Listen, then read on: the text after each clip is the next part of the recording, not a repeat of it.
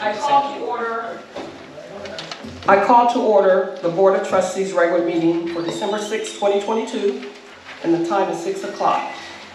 Trustee Johnson, would you like to give the invocation? Sure. You like this? Stand in prior heads.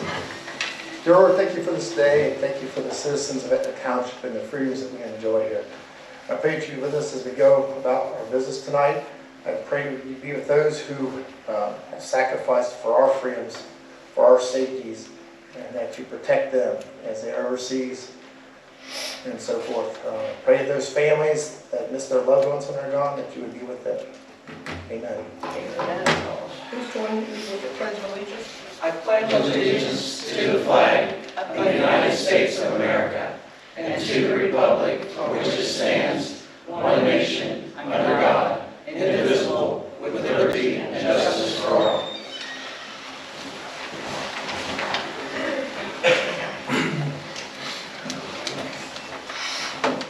Roll call.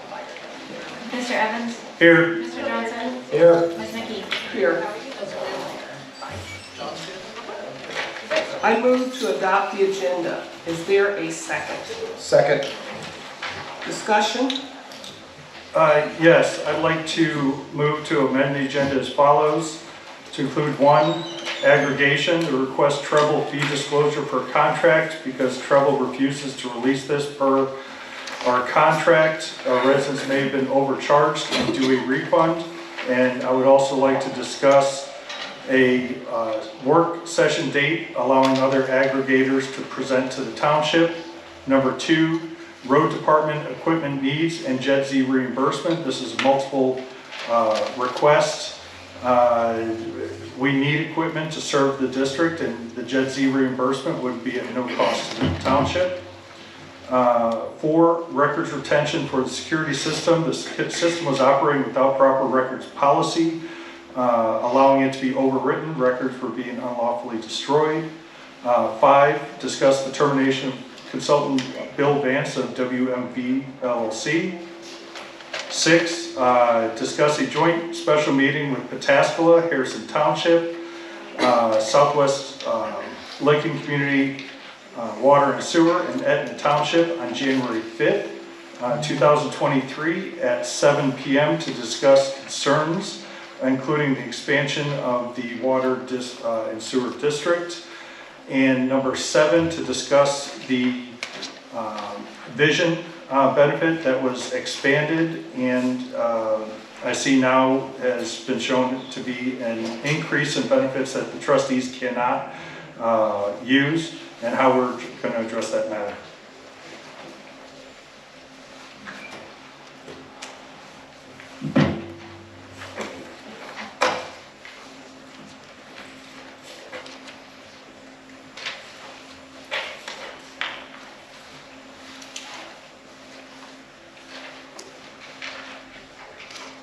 Point of order. Call for the question. Point of order, I believe the president should call for a second. Roll call. You have to at least take their second on it. There's no second. Okay, and then a discussion that the reports have been removed from our meetings for the last 4 months. I think that's inappropriate. We should have those placed on here not only for the benefit of trustees on this board, including myself, but the residents. And I don't know why they have not been included, and they should be. There's no second. Call for the question. Mr. Evans? No. Mr. Johnson? Yes. Ms. McKee? Yes. I move to adopt the I minutes. just make sure you remember Yeah. 15th. Yep. The October 18th, November 1st meetings. Is there a second? I'll second. Discussion?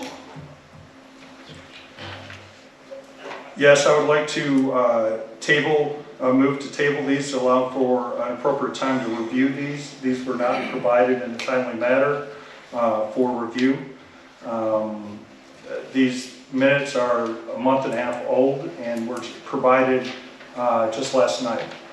And I think for proper review, they should be provided well in advance to ensure their accuracy.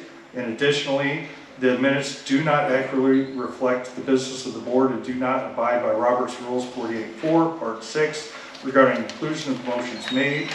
If approved, I would ask the fiscal officer to not certify them, or if certified, to include an addendum stating the motions made to correctly reflect the business of the board.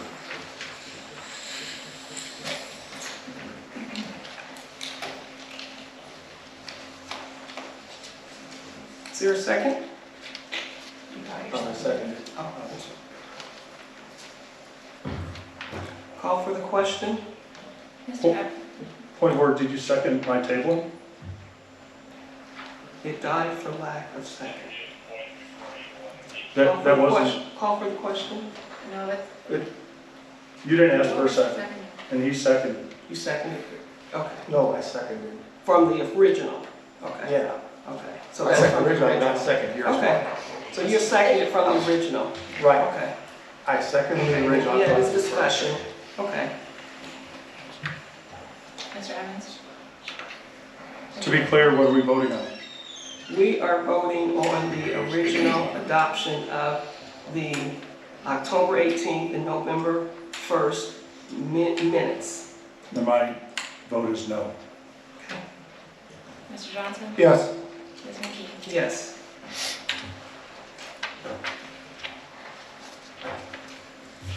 We're going to move on to the presentation from WhereWolfe Security Camera Report. Mr. Wolfe, would you like to present your report, please, in regards to the security cameras? Madam Chair, do we have a copy of that report?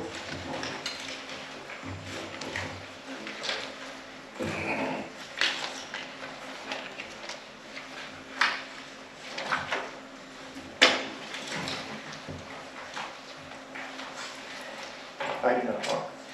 I do not. There is report then. Would you like to present your findings on your, I will, thank you. thank you, sir. Good evening, Board of Trustees for Etna Township residents, and guests. My name is Kevin Wolf. I'm a loss prevention executive with WhereWolfe Intelligence. We're a private investigation firm located in Westerville, Ohio. I was asked on October 26th to complete a forensics examination of an NVR. For reference, an NVR is a network video recorder. I met with Ms. Rosalind McKee with regards to her concerns on the 26th of October. During that period of time, I established an evidence receipt for that NVR, and it was placed in my possession. During that period of time, I was asked to retrieve a password that would operate that operating system. That operating system, that password, was specifically held by a gentleman by the name of Rob Evans. He's with SOS Security Operations Systems. I met with Mr. Blevins, and after some back and forth, we were able to obtain a security password, and it was changed to my liking so that I could extract the information via the logs that were noted in the NVR. That was on November 3rd. Prior to that, on October 31st, I met with their IT group. Their IT group is represented by Darren Richards, President of Dynamic Networks, which operates your network within Etna Township. I asked Mr. Richards whether or not he was aware that the NVR was noted on the network. He was not aware of the installation, nor was he aware that there was any request by anyone to pierce the firewall and allow the NVR to be added to the Etna Township network. I asked Mr. Blevins as to who has the password prior to me. He said he was given the password to Mark Evans. Mark Evans was given the password in and around the 25th of October. I asked him if anyone else has the password with regards to the NVR. He said not to his knowledge. The only one that requested it numerous times was Mark Evans. I asked if he has any supporting documentation that supports such as the request of Mr. Evans requesting that password. Mr. Blevins shared with me some text messaging that was going back and forth between himself and Mr. Evans. What basically was said was, when you are done with the installation at the hall, will mobile access to the cameras be available? Mr. Blevins stated, sure. I believe it'll be you, me, and the IT guy only.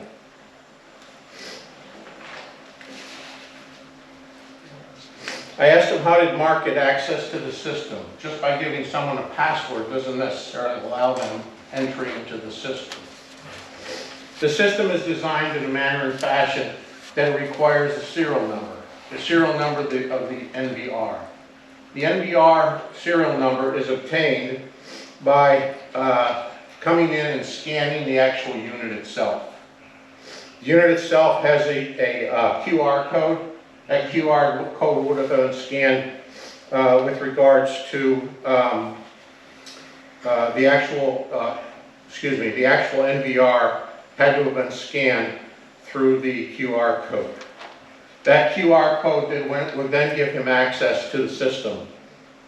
Then, using the password, he would be able to access the system remotely. Again, I remind you that this system was not behind the firewall. Okay.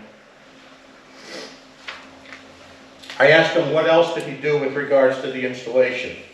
I said, did you label the cameras? He says, no, I did not label the cameras. I said, who labeled the cameras? There's 12 cameras, 3 on the interior, 1 in the hallway, and the rest are on the exterior of the system. He said that Mark Evans must have been the one that labeled the cameras.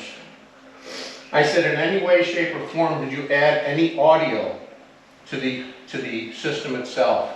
These cameras are designed in a manner and fashion that you can either turn the audio on or turn the audio off. In this case, it's my belief that the audio was turned off, and I'll explain. But these cameras do have the ability to have the audio turned on. In the state of Ohio, as we all probably know, it's a one-party consent. I can record you, you can record me, but people can't record a group setting without being notified. Okay? So he did not turn the audio on. I cannot conclude at this time if the audio was off on all 12 cameras. I can conclude that on camera 11, the audio was turned off when I did the playback. The reason I can't confirm the other 11 cameras is due to the fact that when I came back into the system, the cameras are now locked out. Okay? So I could not get into the system and play anything back. All I could do was enable the DVR or the NVR in a manner and fashion to give me what the contents of the hard drive exists. It would not let me go and talk to each individual camera and see if it was enabled with regards to audio. I then went and pulled the log summary. The log activity summary is basically who was in the system, when, where, and how. There were a total of 553 entries from the time the system went live to the time the system went down. So there were 553 entries. Of those 553 entries, 446 of those entries are specific to Mr. Evans. 36 of those entries are specific to Rob Blevins, and 77 of those entries are specific to WhereWolfe Intelligence. When I did a term search, those of you that are aware of term searches, I basically said to the logs, tell me how often this name or number appears within the logs themselves. So I let the computer tell me versus trying to eliminate human error. With regards to the logs in the term search, logged in popped up 140 times for Mr. Evans, 4 times for Rob Blevins, and 12 times for WhereWolfe Intelligence. Log out 140 times for Mr. Evans, 4 times for Rob Blevins, and 12 times for WhereWolfe Intelligence. When you took a look at the activity breakdown as to what was going on in the system, where people were visiting, let's remember one thing. This is a security system, not a surveillance system. The whole goal and objective is not to surveil people, but it's to basically address exceptions. So exceptions might be slip and falls. It might be issues within the building itself, but it's not designed, nor is any system designed for surveillance. It's for recall. When you take a look at the times that Mr. Evans was in the system, there were 4 cameras that were specifically viewed on a consistent basis. Camera 7, which is the outdoor entrance. Camera 10, which I believe is the hallway. Camera 11, which I believe is that camera in the corner. And camera 12, which is that camera in the corner there. Over the period of time, on October 15th, the system was activated, and there was about 21 minutes spent in the system on the 15th. On the 16th, there were multiple sign in and signed out, but there really was no activity on Mr. Evans's part.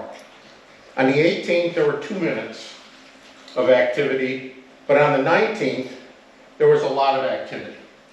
A lot of activity meaning camera 7, the entrance camera, was accessed for 31 minutes. Camera 10, 11, 12 were accessed for 19 minutes. Again, later in the day, cameras 10, 11, and 12 were also accessed again for another 23 minutes. For a total of approximately 83 minutes on the 19th, Mr. Evans was noted in the system looking and surveilling. The only things that were done in the system was play back and play forward and stop. Okay? There was never any recall of previous dates that were noted within the system. It was just the actual date that he was in the system, specific to the actual date that he was viewing. So in summary, security operations or Mr. Blevins, he was in the system for about 2.4 hours. And WhereWolfe Intelligence on the 5th and 6th, where it was in the system for about 6.5 hours. That's kind of an overview. The one thing I will say is that, number 1, it needs to be behind the firewall. Okay? Number 2, the audio needs to be disabled or it needs to be replaced. And number 3, you need to evaluate what it is that you're currently wanting the system to do and who has access to the system. It's important to decide with regards to who has access and who has access to it and when and for what. Questions from the trustees? Yes, I have several. First, it appears that you're trying to state policy to this board that what the security system should be used for. I don't think that's appropriate. That's for the board. And that's in my professional opinion, sir. That's all it is. Right. But 2, it seems more that you're addressing the public than the board. Where does that concern lie? The public or the board? This is a report. Is there a report that was made? I hear references of a 40 to 50 page report. That's the log, sir. Okay. That's the log I was referring to throughout my conversation. Was there a report made? There's just my report. Has it been forwarded to the prosecutor? It has not. Has it been forwarded to anybody on this board? Yes, it has. Who hasn't been forwarded? to? Ms. McKee, That is it, because I have not seen anything to this day. and nor was I asked to send it to anyone else. Okay. My question is, there's inaccuracies where you state that I was given the password on 10/25. The system was blocked by Ms. McKee on 10/19. So that's incorrect. I don't mind factual information, Go ahead. but to state that, that's incorrect. And apparently you met with Ms. McKee on 10/26, and she asked you to do this, and our board didn't authorize it until November 1st. So I do have a question about that. But as far as you said, the system shows a total of 2.4 hours of activity, of my login activity. No, that's from Mr. Blevins. Okay, what was mine? Because I thought Blevins was like 1.2 or, what was mine? You said 2.4 I said hours. on the 19th, there was 83 minutes. No, total, you gave a total at the end. Mr. Blevins, 2.4. Okay, Mine, 6.6 and a half. and what was mine? I said 83 minutes on the 19th, 21 minutes on the 15th, and 6 minutes on the 17th, So like approximately. an hour and a half, maybe 2 hours? That's fair. But how long does it take to set up digital access, naming cameras that were unnamed by the previous contractor? I mean, because I have no to idea. get it out, that's what I was doing, and seeing the capability of the system, please, it would take time to do that, and everybody knows, you've seen, convenience store footage of a robbery, and it's a blur. So seeing what license plate, can it pick up a license plate? No. Can it pick up this person?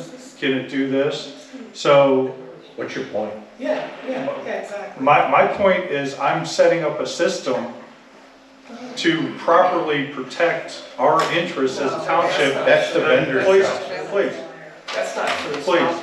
No. The contractor Whoa. said it was completely Mr. installed, Johnson, do you have a question? so I You have a named the question? cameras. There's something wrong with naming cameras? Mr.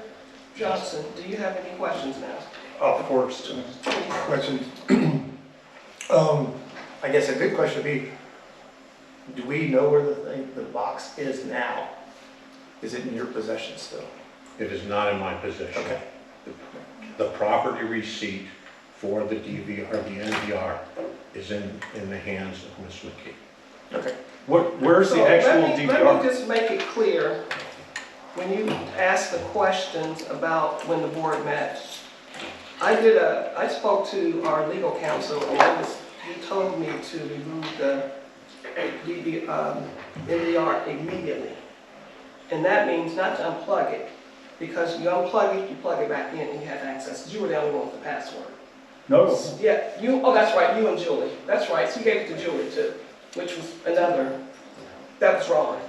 Yeah. I think you are confused with the keeper of the record. Even I our handbook states that you and Mark, Julie should have Mark, all passwords. No, that's not true. So, I don't have any more questions, but I would like to move on. Is this And being forwarded to the prosecutor? I would It seems like this make is just a a political statement. motion to forward this report to the Licking County Prosecutor's Office. Is there a second? I'll second. Discussion? Nope, they're the first ones that should have done it anyway, not a handpicked Roll call. investigator. I'm still speaking. Roll- It's discussion, Ms. McKee, point of order. But I think it's appropriate, it should have gone to the prosecutor in the first place. The question still is, where is the DVR? He even will not say where it is. He says you're in possession of the ticket. Where is the DVR? What matters? It does It's been matter. safe. It's, okay, we'll go It's stop the secure. lies and go file a theft report then. It's Because, secure. go ahead. I believe Go it. file it. That's all you gotta do, file the. It's about transparency. It's about, if you didn't do anything wrong, state where it's at. If I removed a plow truck from the garage and said, don't worry, Joe has a parking ticket for it. File the theft report. That's all I can tell you. Okay. If you believe it's So, And just to let everybody know, I've got the intact videos on this app still, they're being saved. He's not even reached out to me. So I'll be glad to provide these to the prosecutors. I did the reporters showing there was no audio. And if there was audio, the person that set it up is responsible. Now, he said we don't have access to, on the DVR, there's SD cards in every camera. Have those been looked at and retrieved? No, they have not. Why not? Because the DVR is the keeper of the gate. And those are backup. So if you can't get into the DVR, wouldn't it be the next step to access those SD cards? I think it was more about cost control, sir. I think it's more about the truth. okay, roll call, Great. roll call. Yes. Mr. Johnson? Yes. Ms. McKee? Yes. Finally, in somebody's proper hands. Public comment. Better on Where Facebook. exactly is the public record of you? Thank you. Where? The what? It's a public record, where is the NPR? What- Secure. It's secure. It's secure. You know where it's at, Mr. It's Johnson? secure. I know it's It's secure. It's a How do public you record. put security? When will it be returned? I think you forget, you're a fiscal officer, Right. okay? Right. Okay, we're the board, and you need Thank to you, stay in sir, your for place, seriously. listening to us. Thank you very much. You guys want an audience? You got one. Look, Thank this you. is, Thank you so much, sir. look, you guys were asking about all these questions. You got a lot of them answered tonight. Not all, but you got a lot of them answered tonight. questions. So, I mean, you didn't have to go to Facebook to get it, so we're set now, moving forward, okay? Go forward. Go forward, yes. Thank you. Yes, let's get more. Public comment.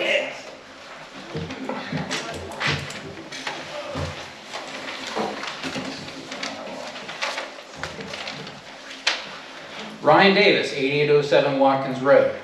Report number with the Lincoln County Sheriff's Office, 22-38513. Given to me, created out in that parking lot, and then discussed with Lieutenant Carson, who informed me at the time of our discussion that he knew Miss McKee had the server. That was after this board, or this group of people, including me, asked you twice, asked everyone twice, where the server was. Why not tell us? That just screams, I should have put a break in between. So, I had some things to talk, it's not so bad. I had some things to talk about the NCA, which by Mr. Vance's public record request of email was the most important thing to discuss for this board. November 15th was the arbitrary deadline given by that email for Scannell/FedEx property to actually move forward on the NCA, which is collecting tax money for this park that we want to have. Nothing has been done. Make that clear. Please correct me if I'm wrong. We would discuss it, or I would hear it during the reports, but there are no reports tonight, Mr. Vance. So I hope you can update the board at some point. So, everyone is here because we don't like what's going on. I don't care what the excuses are. Miss McKee, I'm at a loss. But here's the thing. Mr. Johnson, you've been in that chair for quite a while. There's no discussion happening on important topics. You appointed Mr. Wolf without any discussion to do this investigation. I sat in the last fire board meeting and you were discussing everything. It was fantastic. You were asking engaging questions. Why can't you do that here? You are letting the residents down. And all these things that are on the agenda tonight, if you say second, no discussion, and vote with the moans of this crowd, I want you to do it looking at the crowd, because you can't look up at the sky and pretend that a lot of the stuff on this agenda is not right. Thank you.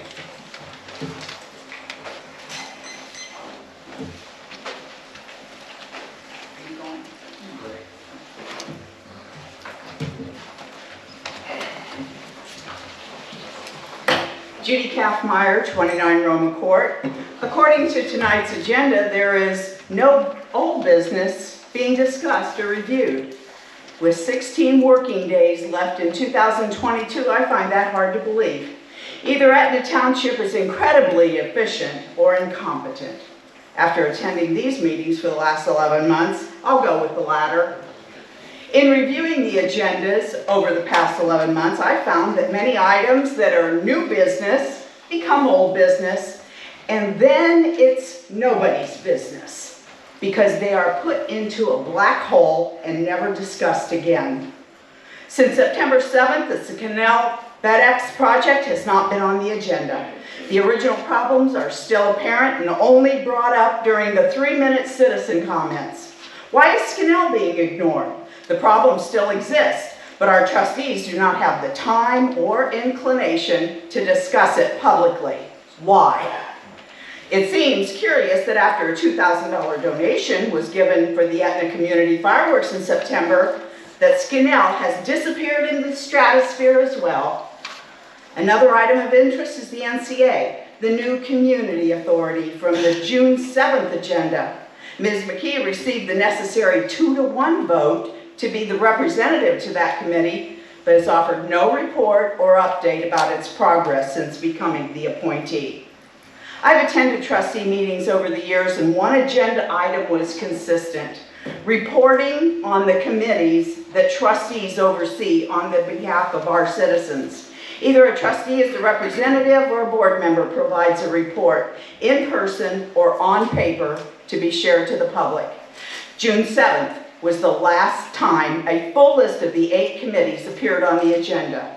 That list was reduced to 5 on August 2nd and has not been an agenda item since. Do we citizens not have the right to know how our fees and taxes are being appropriated? With Southwest Licking Water and Sewer expanding all over Licking County, I want to know how my services are affected. Additionally, we deserve to hear reports from our trustees concerning the fire district, zoning, JEDD, JEDD, etc. These are important reports, and a no report comment is not acceptable.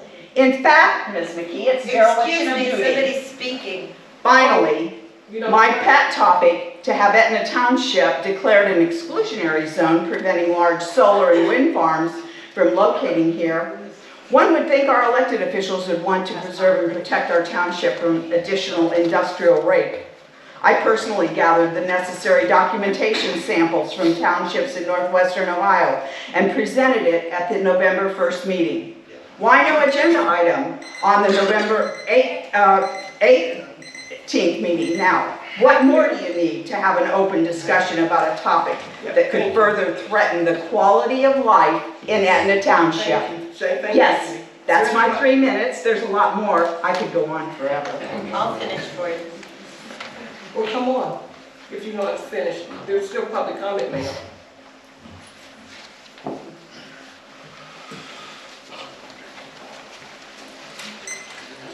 Steve Perkins, 7352 Palmer Road.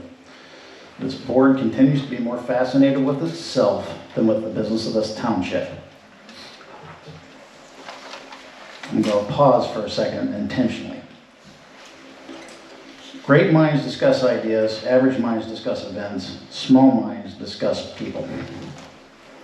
This board has been nothing but about people and nothing about the residents of this township.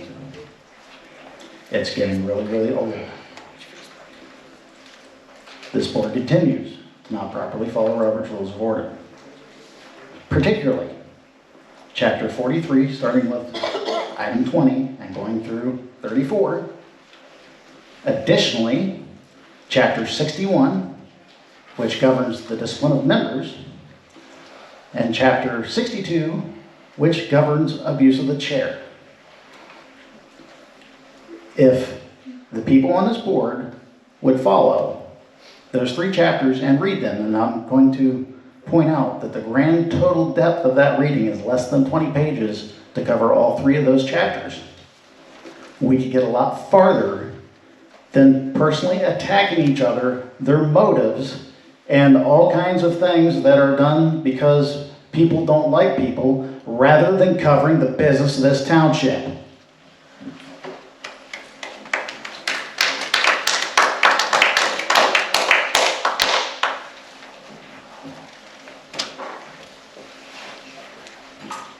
My name is Elizabeth Promoter, and I live in Cumberland Trail. I want to address what happened at the last meeting. At the last meeting, I made comments about the upcoming fiscal position that is to be filled by Julie Variant. Now let me clarify that the position was not for a fiscal officer, as I stated, but just for a fiscal assistant. This discrepancy was brought to my attention and is clearly shown to be irrelevant to the matter at hand. It is irrelevant if it is a fiscal assistant or a fiscal president position. The real issue at hand is that this person must be qualified, credentialed, and experienced in the field of accounting in order to be trusted to properly handle the monetary and financial matters of Etna Township. Okay, period. Okay? As I stated to you previously, the monetary and accounting tasks on the fiscal officer job posting clearly do not match the requirements for the position. In viewing the public posting position, or the public job posting, one can conclude that this implies that the fiscal officer does not need or possess qualifications, credentials, or experience. I stand here to rightfully represent any Etna taxpayer or any citizen who cannot come to or chooses not to come to these meetings. Okay? Please show me just one Etna Township resident that does not agree with the spending of $100 grand for the fiscal responsibilities and financial matters that must reflect qualifications, credentials, and experience for Etna Township. Okay? This amount allotted, $100 grand for 5 years, is what? $500,000. Okay? Without careful and serious consideration, the outcome will be careless and reckless spending of Etna Township finances, taxpayer dollars allotted from these fiscal positions, including inexperienced, unskilled, unqualified, and overpaid individuals. This assumption is guided by the known public job posting for this position. However, if this is not the case, guys, if this is not the case, please reveal and do not hide the credentials and qualifications of all personnel that are currently handling the financial matters of Etna Township. Who would agree with that? The Etna Township community and residents deserve to be made knowledgeable about new fiscal job posting criteria as well as the hiring and outcome of this position. This is going to bring me to honesty. The honesty and integrity of this board, okay, within the capacity of board leadership. Search your hearts and make sure you're always acting in the best interests of all, okay, Etna community. This includes the taxpayers and citizens and not just the business owners and revenue drivers. Etna residents, taxpayers deserve more and deserve better. Terminate, please terminate the objectionable words and actions, the spying and other behaviors, and do not bully and belittle. Do not bully and belittle the Etna Township residents and employees when they take from their busy schedule to come to these meetings, okay? Members of this board are being trusted with all township matters. It's very important, okay? This comes with an awesome privilege and is packaged with responsibility, accountability, and transparency. So, all y'all, do what's right for all the Etna community.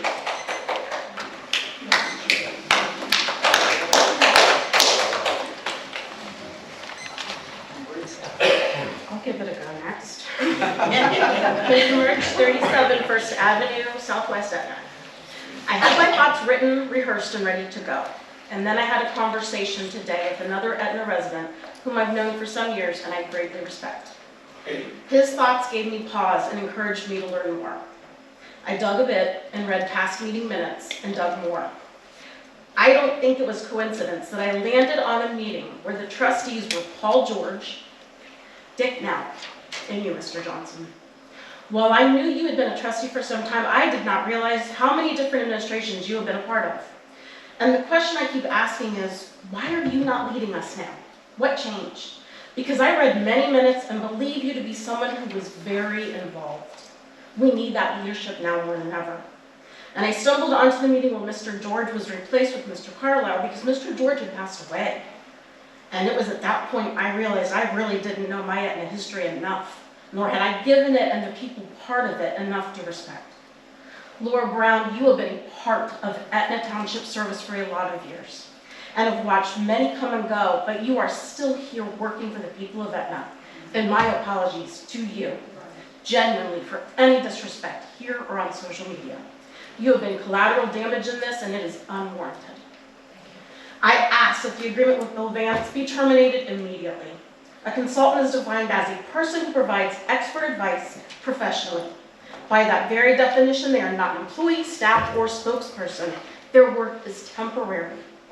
Mr. Vance does not work for the betterment of the citizens of Etna. but rather political interest, development, and big business. It is clear that administrative help is needed and a minimum of a part-time administrator should be hired the proper way with a job posting, resumes, and board interviews. Perhaps President McKee, I misunderstood you. The fact that my friend would go to bat for you, as well as Mr. Evans, tells me there is more to both of you than this community needs to see it. We need to see your truth, your honesty, your leadership, and your accountability. And there, Mr. Johnson, is where you need to step in. I know you know how to do this job. I can see by all the old minutes I have read, you have done it. So please do it now. Mrs. McKee, I urge you to step down as president and nominate Mr. Johnson as president for no other reason than to have time to learn this job. It's a lot. I urge all of you to read these minutes, go back years like I did, and see how these meetings should be conducted. I urge all of you to look at one another in the eye and genuinely say, I messed up here, can we start over? This is our community, we are neighbors. I see you all at the grocery store, ball fields, the gas station. I know that I have been quick to be a keyboard warrior and to have an attitude, and for all of that, I do apologize. If you will just give me 2 more seconds. Etna needs to heal and start over right now. Please take accountability for mistakes, poor form, anger, attitude, pettiness, whatever, because our township needs to continue moving forward, and it has a lot more going on today than it did in 2009.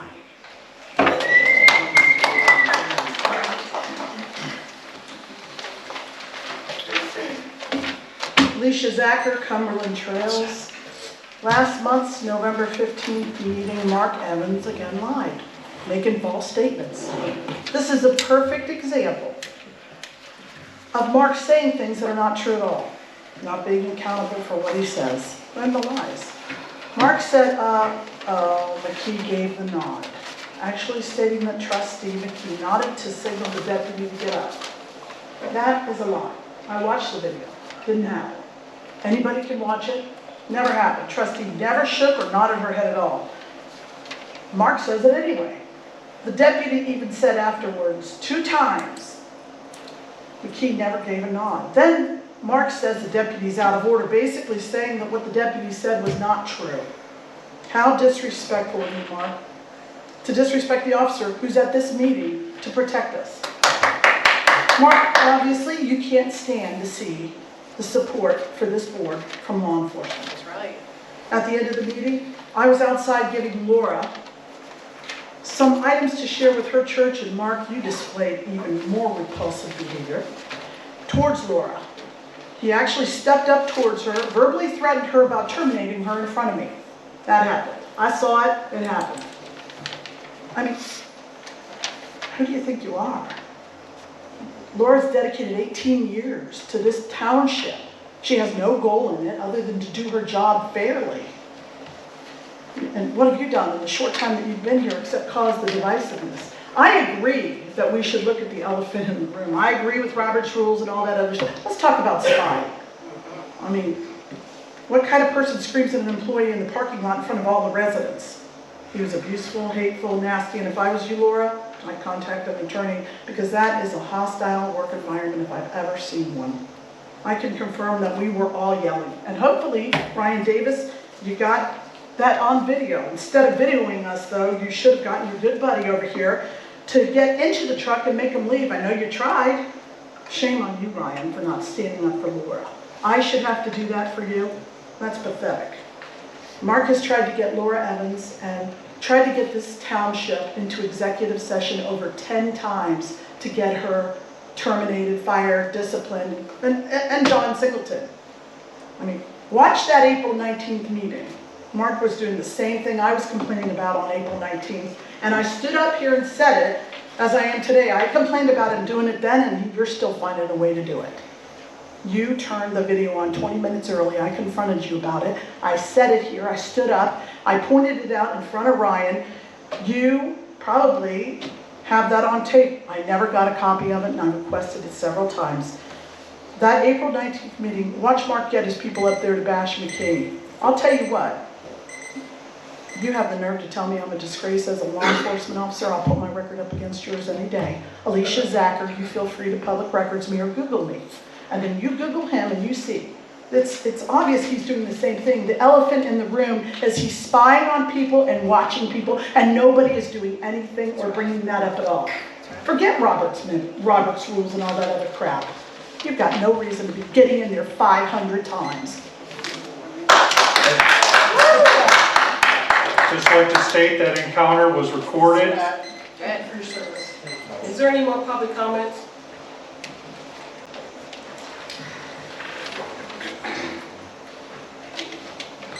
Judy Newman, 9630 Williams Road. Numerous times I've been up here complaining about Scanal. I'm thoroughly disgusted with this township board. I was at the November 1st. Ms. McKee, could you pay attention?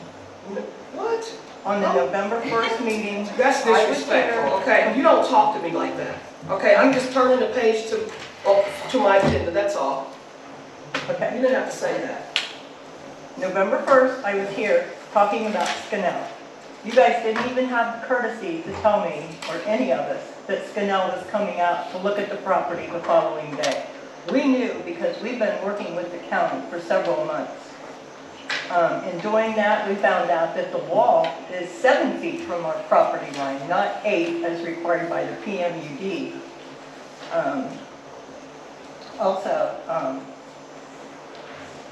We are not going to stop. We are going to fight this until we get what we were promised, which is a 30-foot buffer, mounded dirt, and a 20-foot wall. It is ridiculous that we have to suffer with this 24/7, and the township is doing nothing. The county has filed numerous violations against Scanal. This township has filed none. They have gotten away with murder. We found out from the county commissioners. They went out there with incomplete plans, bullying them into trying to get them approved, and they refused. Scanal is not a trustworthy developer. Again, I am requesting that Mark Evans take this over. He did more for us before he was elected than what Mr. Vance has done. Mr. Vance should not be even consulting with Scanal. He is a consultant. He should not be in a position to negotiate. That should be a township trustee. Thank you.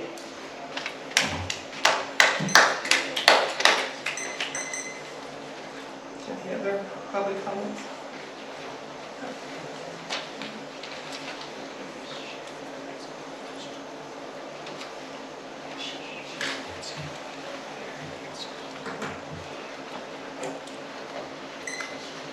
Matthew Ravsberg, 46 Cedar Park Boulevard. I am new to this township. I moved in here at the beginning of the year. Coming from Pataskla, I've worked diligently with the board up there. And I regret leaving that board, but it was nice moving out to a township a little bit more rural. What I do not find nice living out here is the distastefulness of this board. You guys are to represent us. That's right. We put you guys in a position to represent us. Right. And I have sat back and I've watched meeting after meeting. I have talked to other people, and you guys haven't represented anyone. You haven't represented yourselves, you haven't represented us. You guys have accomplished nothing other than we've now no longer reported to grow Lincoln County. We've missed out on the framework. We've missed out on grant money. We are losing our township because you guys can't put aside your personal differences to work together. Jeff, I've never had a chance to meet you in person outside of watching the meetings. I think I've seen 10 words out of you even in meetings, and we want to hear your voice. You have a voice here too. And you know, Mark, sometimes over the top, but he has good ideas too. You all need to find common ground to work on it, interrupting each other, cutting people off. You need to remember, we put you guys in a position, represent us finally. That's right. That's right. You know, some of you are lucky, are only in your position still because unfortunately the charter for this township does not allow us to recall you all. That's right. Several of us have looked into it, and I'd almost be willing to put up money to get the legal recourse to have a judge remove some of you for what you guys have done. Represent us, get rid of Vance, and put someone who actually cares about this township as a member of this township, and it'll help advance us. We are one of the largest townships in the state, and we're growing, and we went stagnant, and this is apprehensible for what is being done here. You know, policies that put the president in charge of the rest of the board, you are one unified board. Get your crap together and become unity together to represent our township and represent us. Thank you.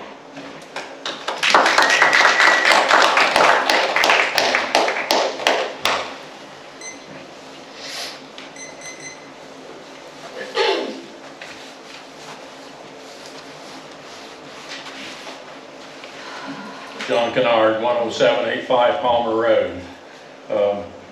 Where do you start? Where do you start? Last meeting, I had a question about credit cards in the township.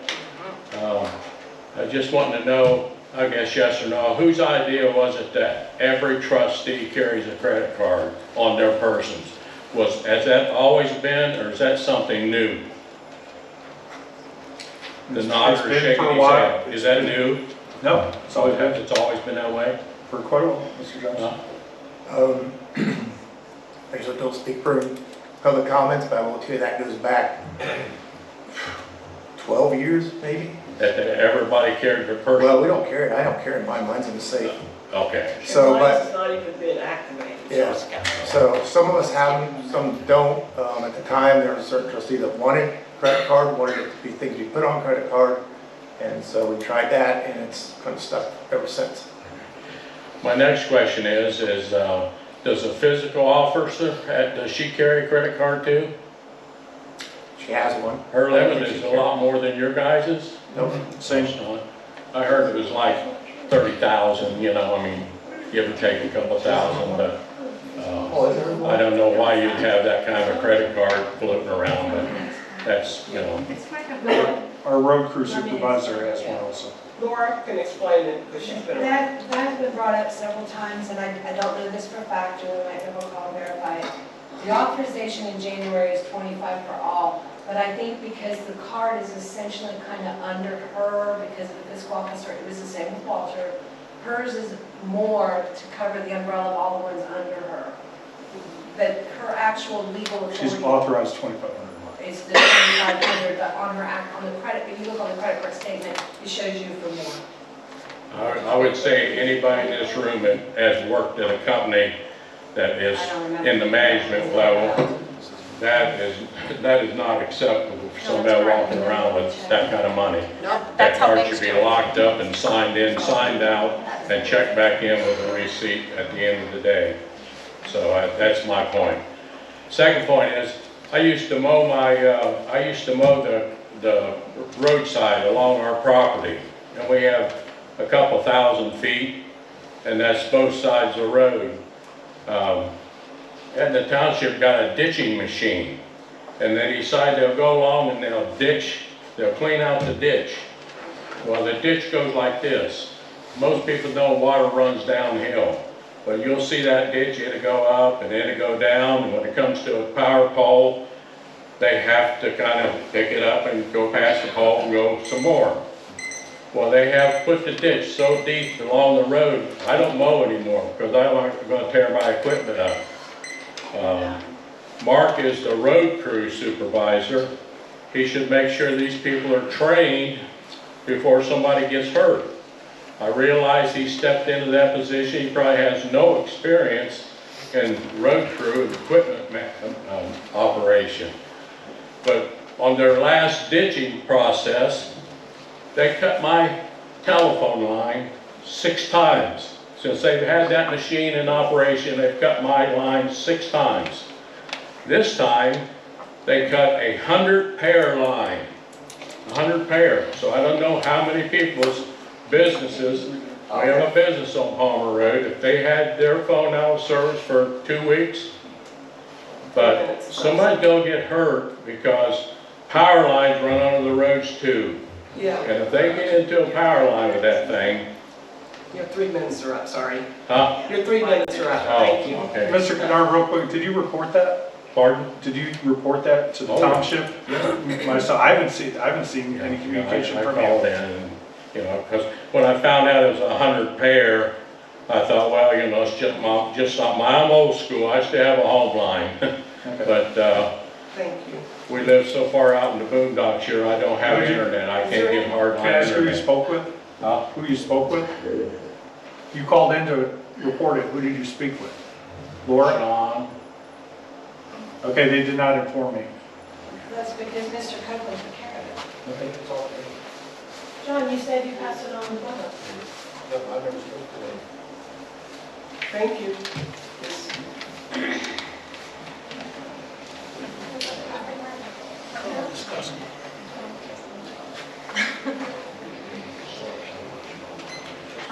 Ashley King, 75 Trail East. Hi, Ashley. Hi, I just wanted to say, I've managed for 5 years at my company, at least 6 to 7 people at a time. When you need to discuss something when you're not happy with them, it's better to discuss it one-on-one, not to yell across rooms, especially in a public setting, in a public meeting. I've just seen it quite a few times where people are getting reprimanded in here, and I don't think that's necessary at all. That's not how you handle those things. I would never ever call my employee out in the middle of a meeting. I'd say, hey, let's discuss this later, and I would move on. Just like somebody's personal issues, it's not sunshine laws if it's not two trustees. Just like somebody's personal issues with their property, hey, let's talk about it after the meeting. Just a suggestion. I understand a lot of this stuff does definitely need to be discussed up here, because a lot of people aren't being informed all the way, and I understand that. But at the same time, you have to learn a level of respect to get respect back, and it seems like that's been lacking a lot on a lot of levels. Learning to apologize when it's necessary is also a very good thing to learn. I'm not always right with my employees, and I'm happy to tell them, hey, you know what, I messed up, I'm sorry about that, let's work on getting it better next time. I think that's something that really needs to be looked at here, because our community is completely divided. It's fighting whether somebody's trying to look at it unbiased or not. Doesn't matter.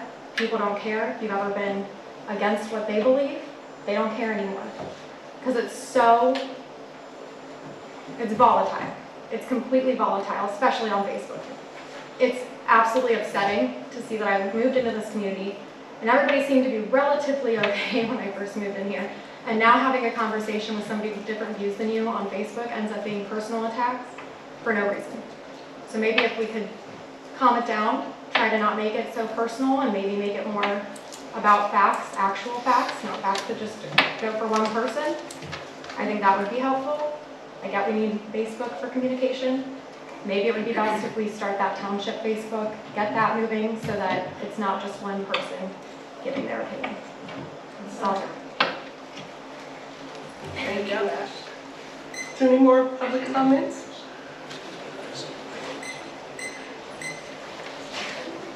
Wait till I start. Gary Burkholder, 254 Trail East. I want to thank my fellow residents that kind of filled in a lot of the blanks on Scannell. But I do want to give an update on that since we're not getting updates from the township. I did talk to Neville Watson, who is the compliance officer for the Lincoln County Planning Department. Talked to him yesterday. He informed me that during the residents' investigation as well as the county's investigation, we discovered that that ditch running from Lynn's Road to the west, that tile was not connected to the catch basin as it was supposed to be by Scannell. That happened during the walkthrough. That was confirmed. Mr. Neville Watson, Mr. Watson informed me that the contractor has contacted the county, and they'll be possibly out this week, maybe next week, to go ahead and make that connection. That doesn't necessarily solve the stormwater problem, because they're not concerned how far that tile is going to drain. Is it clear all the way back to Lynn's Road? So that needs to be further investigated. They still do not have all the as-bills. There's some discussion regarding the actual elevations there, and do they match up with the plan, and they may need more detailed as-built plans in order to verify, because we're still not getting the drainage back there. But the lighting problem, the noise problem, the wall problem, the landscaping problem, the mounding problem, the trees, all of that has not been resolved. And my fellow residents are correct. The township, and I have the document here, deposited a $2,000 check donated by Scannell for the Etna Township fireworks on August 31st. That deposit was made by the township for $2,000. The only time after that that Scannell was ever updated by Mr. Vance or any of the trustees, other than Mr. Evans has talked about it or tried to talk about it and get it on the agenda, was on September 7th. And they're correct, it's fallen into the black hole. And Ms. McKee, you won't even put it on the agenda, and you're culpable too, Mr. Johnson, because you won't even amend the agenda. You are over zoning. You are over Mr. Singleton. So my other question is, why aren't we enforcing, as other citizens have said, the zoning resolution? The stormwater is with Licking County and Soil and Water. There are violations still outstanding, but there are zoning issues here that haven't been resolved. I listened to the September 9th discussion of 2020, over 2 years ago, and there was discussion about the wall and the height and the final development plan and the things that we're going to have to do to protect the quality of life for the citizens. You were at that meeting. You were part of that discussion. And 5 days later, on September 14th, 2020, you made the motion to approve the final development plan. Why aren't you enforcing the zoning code and protecting the residents of Etna Township? Thank you. Thank you.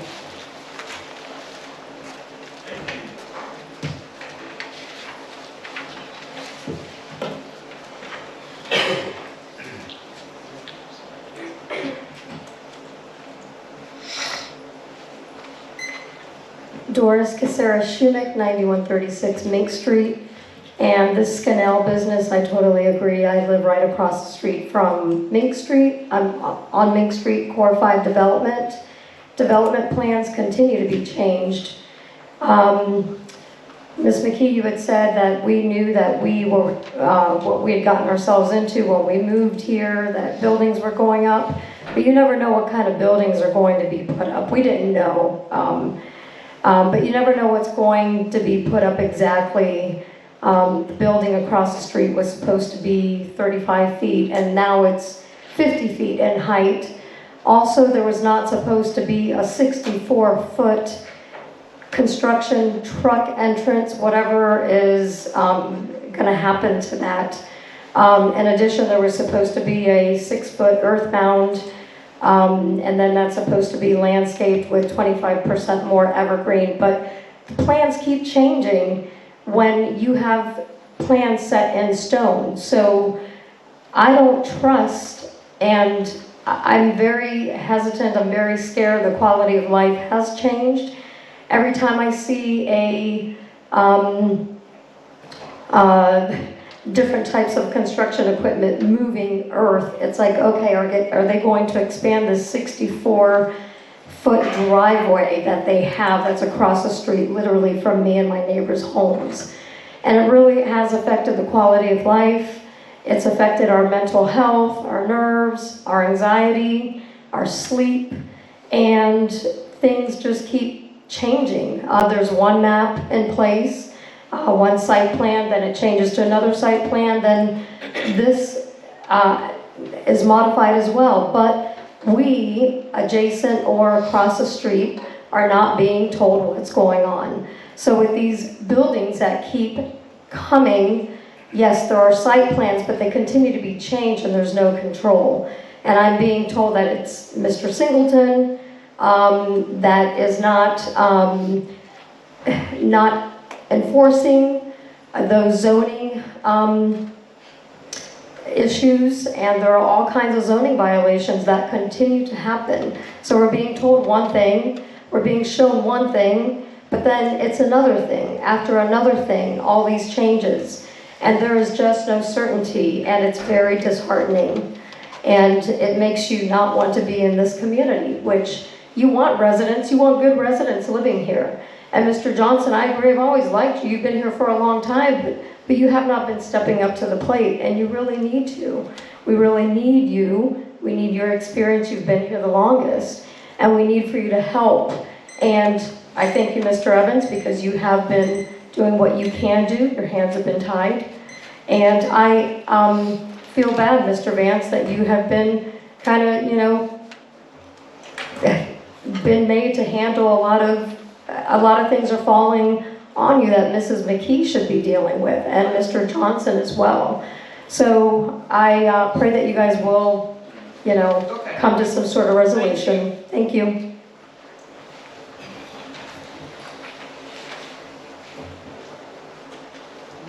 Other comments?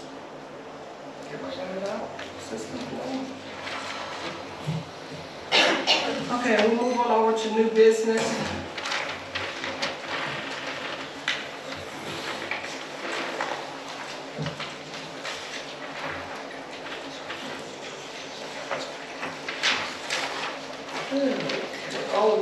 cleaning company contract.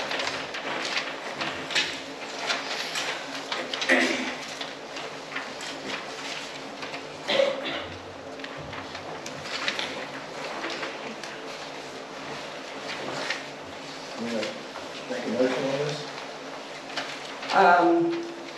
I move to notify All American Cleaning Company for Etna Township wishes to terminate the cleaning contract and authorize Trustee McKee to provide them with a 30-day written notice of termination. Is there a second? I'll second. Discussion? The cleaning has not been good here for some time. We had cleaning here, it worked good at first, and then COVID hit, and it kind of got pushed back. And then when COVID was relaxed and we came back in the building, we resumed the cleaning contract, and as you can see on the floors and stuff, it's not a very good job. So I think we need to look for another cleaner at this point. I have a question. Is there a provision in a contract we have that we have to terminate it now? Should we find new cleaning services before we terminate the old one?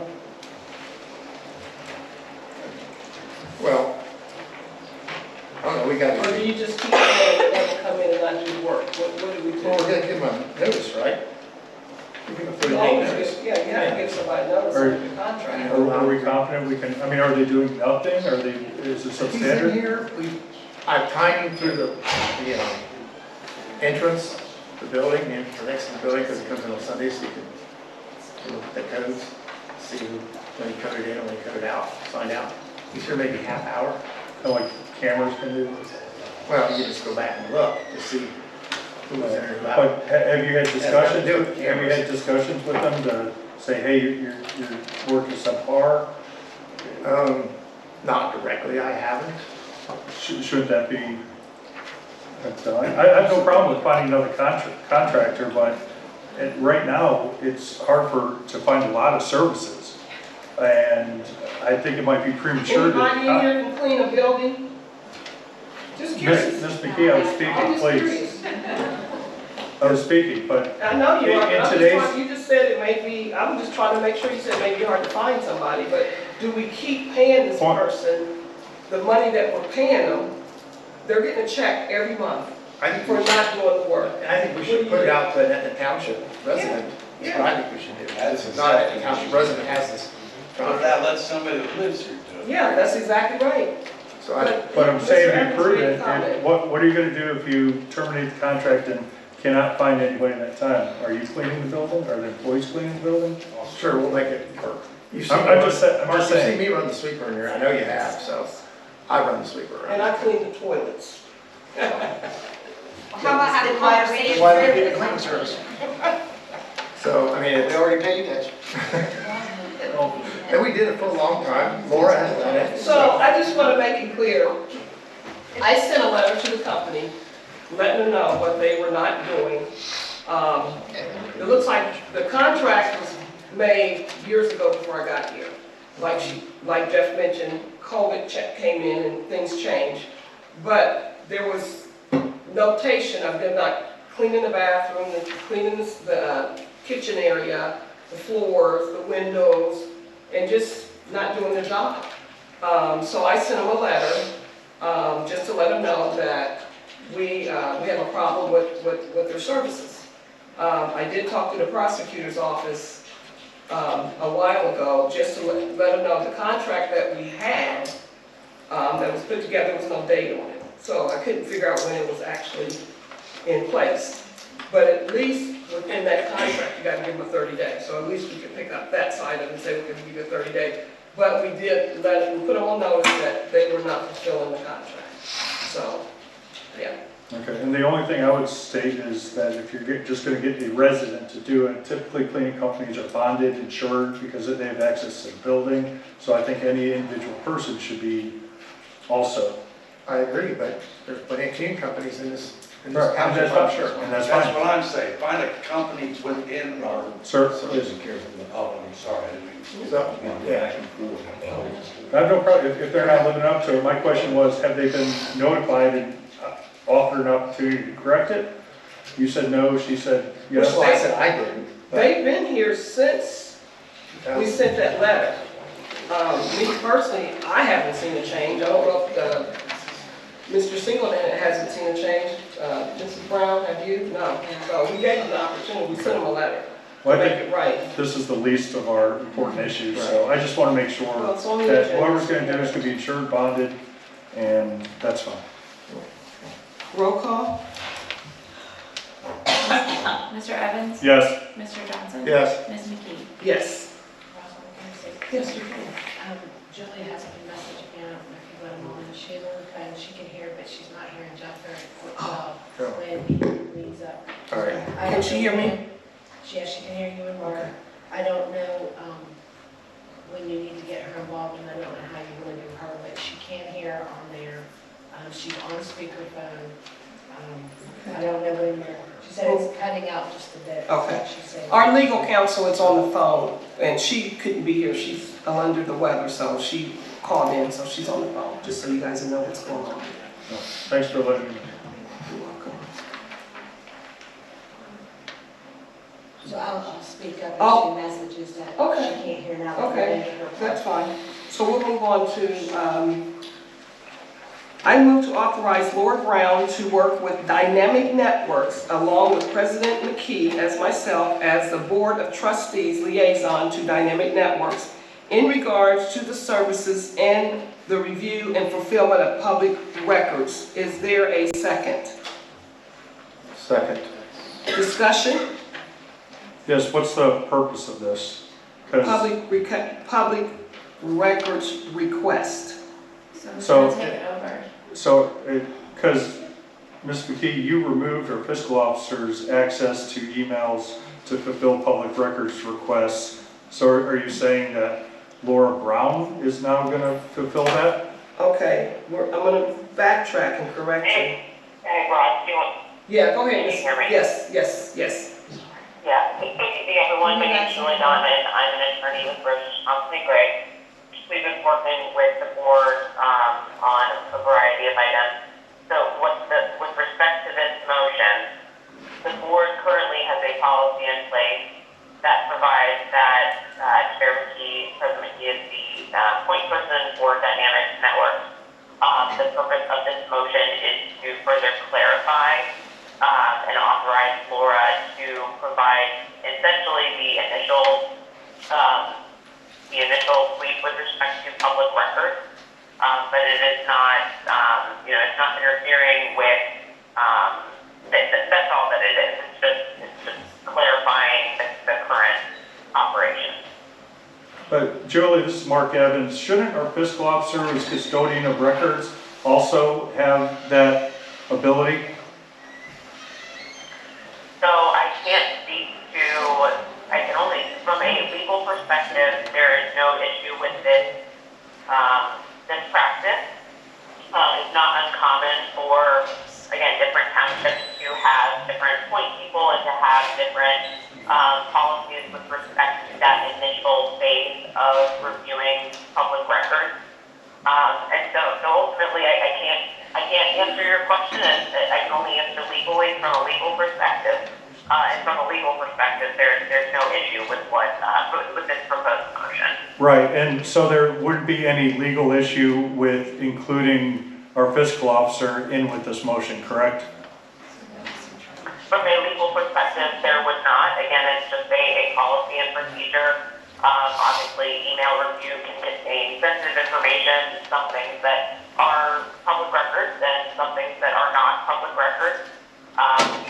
And so the purpose is to, it's not uncommon for limiting access to protect sensitive information and that type of thing. Okay, but our fiscal officer is the one that is charged with payroll, all kinds of confidential stuff. I would, and she's bonded. Wouldn't it make more sense to include her on this, especially since she is the one putting together records requests, and that more so than a township secretary? If you're worried about security and and I can only speak to that's a business and a practical decision. I can only speak to the legal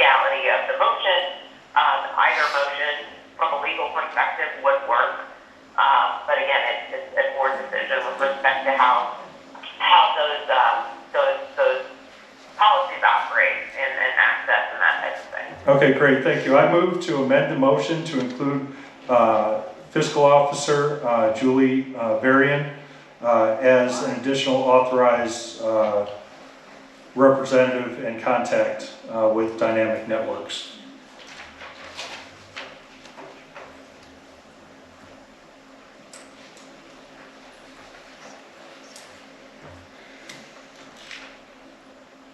Point of order, is there going to be a call for a second? Is there a second?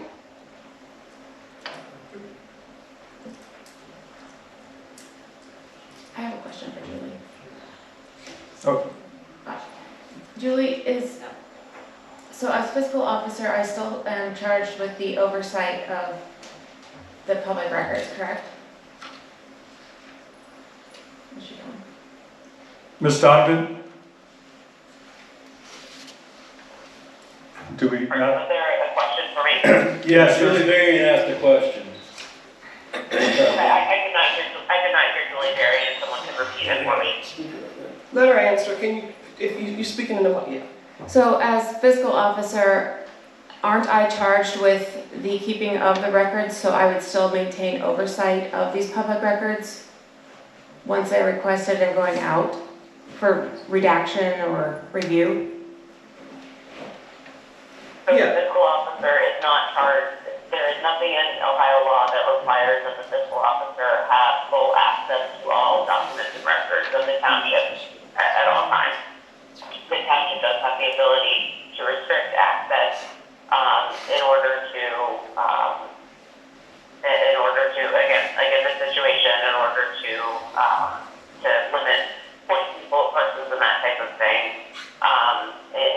As one step in the process of fulfilling the public records request. And Ms. Donovan, this is Mark Evans again. Can a trustee be limited from township records?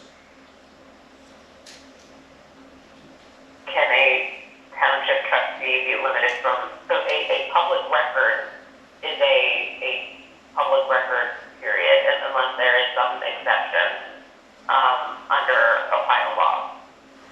Okay, then I will move to amend this to include all trustees to have access to these records and include Mr. Johnson and Mr. Evans in with this authorization.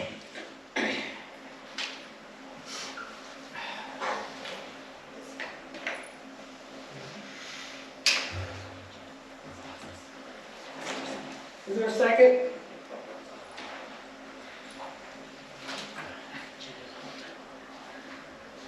So sounds like it dies for lack of second. Okay, Let's call for the question. I had one more Roll comment call. about discussion.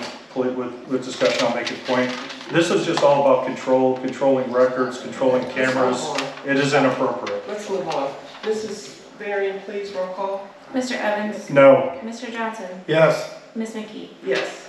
Can I speak up? Yes, ma'am. In case anybody saw it, there was a gentleman outside that fell and the couple leaving noticed it. They got him up, the squad came, but he was able to get to his feet and he has left in his own vehicle. In case you saw the lights outside. It is not on camera. I'm sorry. I hope he's okay. He's fine. Let's move on to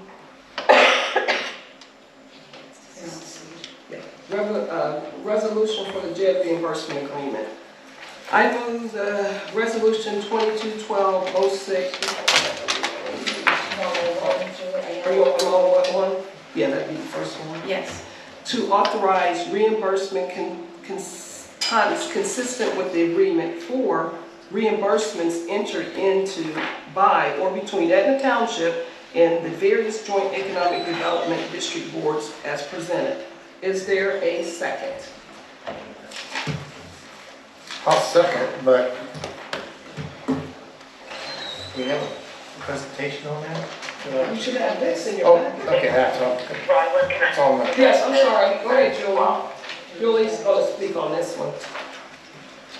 Yeah, so the various JEDD boards and JEDD boards met a few weeks ago, and a topic of discussion was the reimbursement issue from earlier this year, and ultimately what the JEDD and the township's municipal partners have requested is that the township honor the obligations that that prior board entered into with respect to a reimbursement agreement for several of the JEDD boards. And while and ultimately this was a request made by the JEDD board and the municipal partners for the township to acknowledge that again in the spirit of moving forward and collaboration and transparency and correct accounting, quite frankly, to acknowledge that the township is aware of the reimbursement agreements and that the township will work with the partners to make sure that reimbursements are made in a accurate manner, frankly. Now, Julie, this is Mark Evans. I'm not prepared for this because this was placed on my podium right before I got here.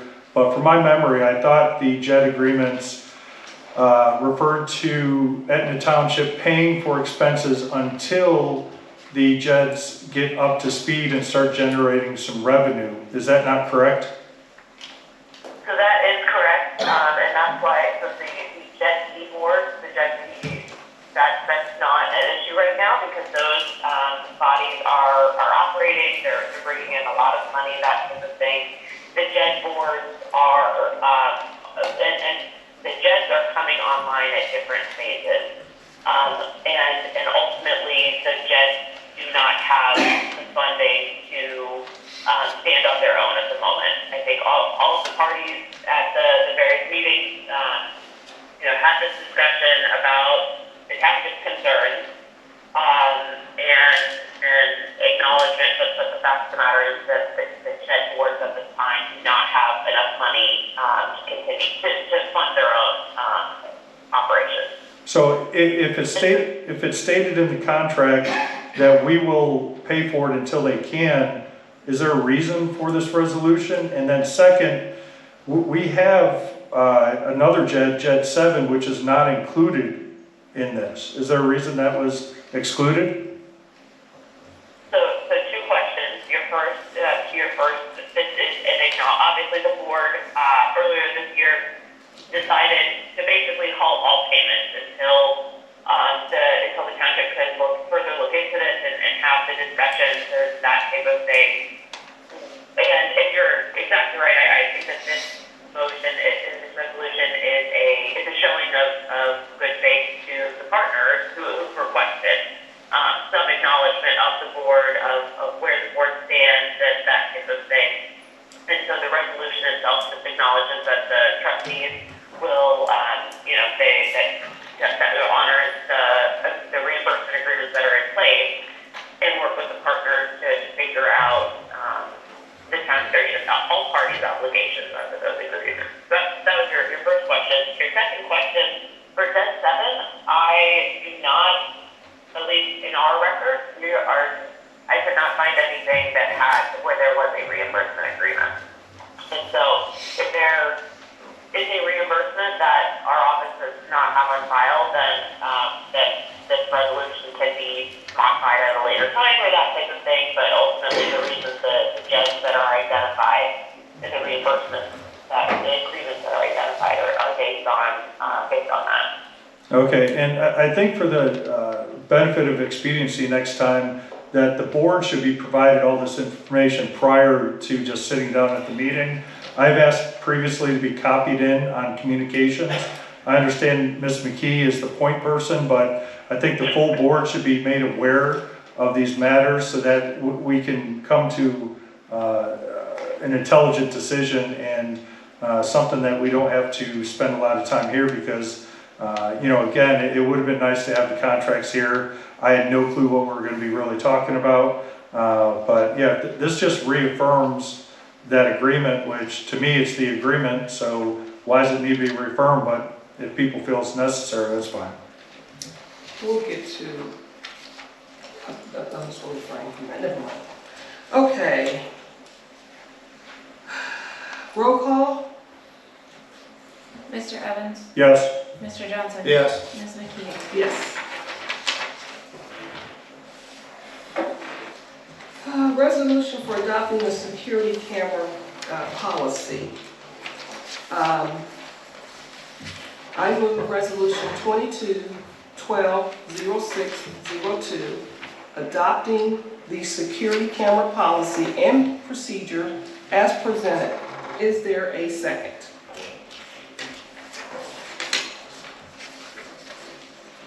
Second. Discussion?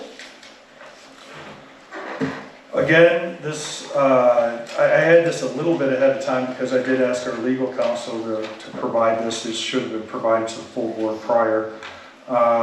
This policy is giving sole control to the president, who happens to be Ms. McKee. I don't think that's appropriate. At the exclusion of all others, this also puts in there additional costs that our attorney, township attorney, who Julie is a member of the firm, at close to $200 an hour, will be charging for any kind of access in addition to the security contractor or IT company. All trustees are equal in their oversight of the township, and that duty cannot be blocked. Specifically for my legal counsel, one elected official is not permitted to curtail another elected official's ability to perform their elected and authorized duties. This is illegal and can lead to the recovery of damages and attorney's fees. See Werkheiser v. Pocono Township. Excuse me, Julie. Julie, please, I'm speaking. You're providing. If I can get the background on this policy, because our office as legal counsel for the township, it was our suggestion that some policy be put in place. So, a couple of things. Ms. Donnan, please, I have my time. Also see Blair v. Bethel School District, holding that any action taken by an elected official against another elected official which is deleterious to democracy or deprives an elected official of authority being enjoyed by virtue of his popular election is unconstitutional. It is not right to ostracize or exclude, keep information from one elected official. And this is impacting my duties as a representative of the residents, and it's not proper. To place everything under the control of one trustee isn't proper. We had an election that got rid of the past individual that did this, and one is consolidating all control, committees, appointees, representatives, liaisons, you name it, and now security cameras. And it's interesting that in this policy, it prevents the actual thing she did, covering cameras. So I think it's highly inappropriate. This is just like locking out areas of the township from myself as trustee. It's inappropriate, and I caution the board against this move. All trustees, and including the fiscal officer, our policy manual requires the board president and fiscal officer to have all passwords. That's not being done. So that's what I have to say about that. And one other thing. This policy would affect the garage security also. I was asking you if you were Julie's the And again, it would affect the garage security. So I wouldn't be able to see when the guys are out on coming back from the plow trucks, when they need any assistance or anything like that, because calling them, they have to stop, answer their phone, do that. And even with the hall, it's a benefit. I had a resident that used this hall on September 15th, freaked out about she put everything back in place, and I had to drive here at night to make sure it was okay. It's easy for access, excuse me please. So for Ms. McKee to demand to be the sole person in charge of this is inappropriate. Well, call for the question. I'm sorry. You got something to say? I'm sorry, Julie. No, and I apologize, Mark, Trustee Evans, for interrupting. It's obviously not easy to have these discussions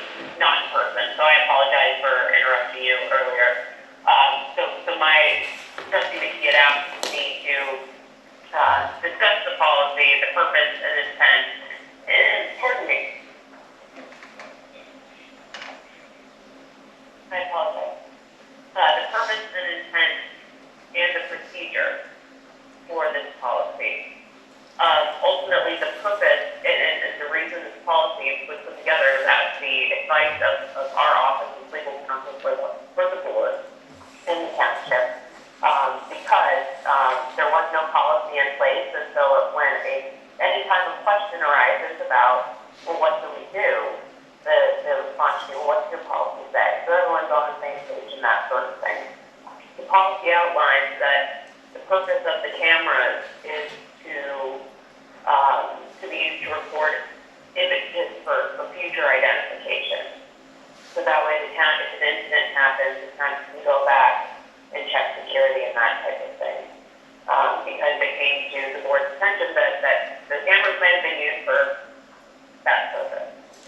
And so the purpose of this camera, or this policy, is to outline the function of the cameras and that type of thing.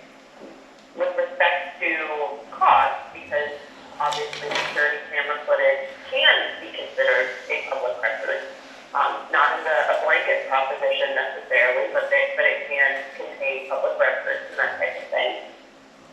The township is entitled to, under the public records law, is entitled to place costs for pulling footage. Costs do not include legal fees. However, in order to reproduce and that type of thing, and so our office, while it does say that he would be the keeper of the password, if there is a password or that type of thing, again, I know that it's kind of fluid at this moment, but if our office has to have a password, the residents will not be charged for reproduction of that public record. So that's just an aside. This policy is in a couple of things. The cases that you cited, I've heard those cases before, and for a couple of reasons, they're not an issue. One, this policy does not prevent anyone from having access to, for receiving public records and footage. It provides the policy through which it will be governed. So that way, everyone is on the same page in terms of process, procedure, point person, to prevent unauthorized access or improper use of footage. So it does not prevent access. It does not prevent anyone from being able to perform their duties or that sort of thing. It lays out the ground rules. Secondly, the case law that you cited is inapplicable to the state of Ohio in this jurisdiction. It is not I'm familiar with the cases, and they are not applicable in Etna Township. However, even if they were, again, they do not prevent a trustee or fiscal officer from performing their duties. This just sets forth the process so that everyone's on the same page. It's an operational document. So, Trustee McKee did ask me to kind of go through the policy and provide some background information. And again, I apologize for cutting you off earlier. Some of this presentation might have addressed some of the questions and comments that you have, but wanted to at least walk through that. So I have nothing further on that end. Okay, I just had one question. I'm not sure about attorney-client privilege or not, but your partner, Mr. Griggs, and I have had numerous conversations, and it's been contradictory. And I don't know what I can say here, but I've been told that you guys have to do as Ms. McKee directs, regardless of advice. That's what I'm concerned about.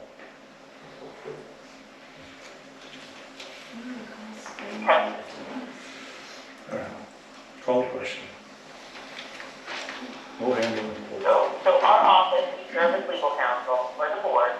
The board has appointed chairman, and I apologize, I'm not sure your question. Chairman McKee it is not uncommon for townships that don't have township administrators to appoint a trustee to serve as the contact person. And you were there in the beginning.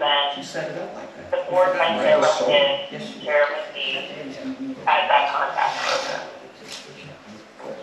And so I do know that it's different for Violet Township, it's different, but again, the problem here is it is at the bidding of one trustee.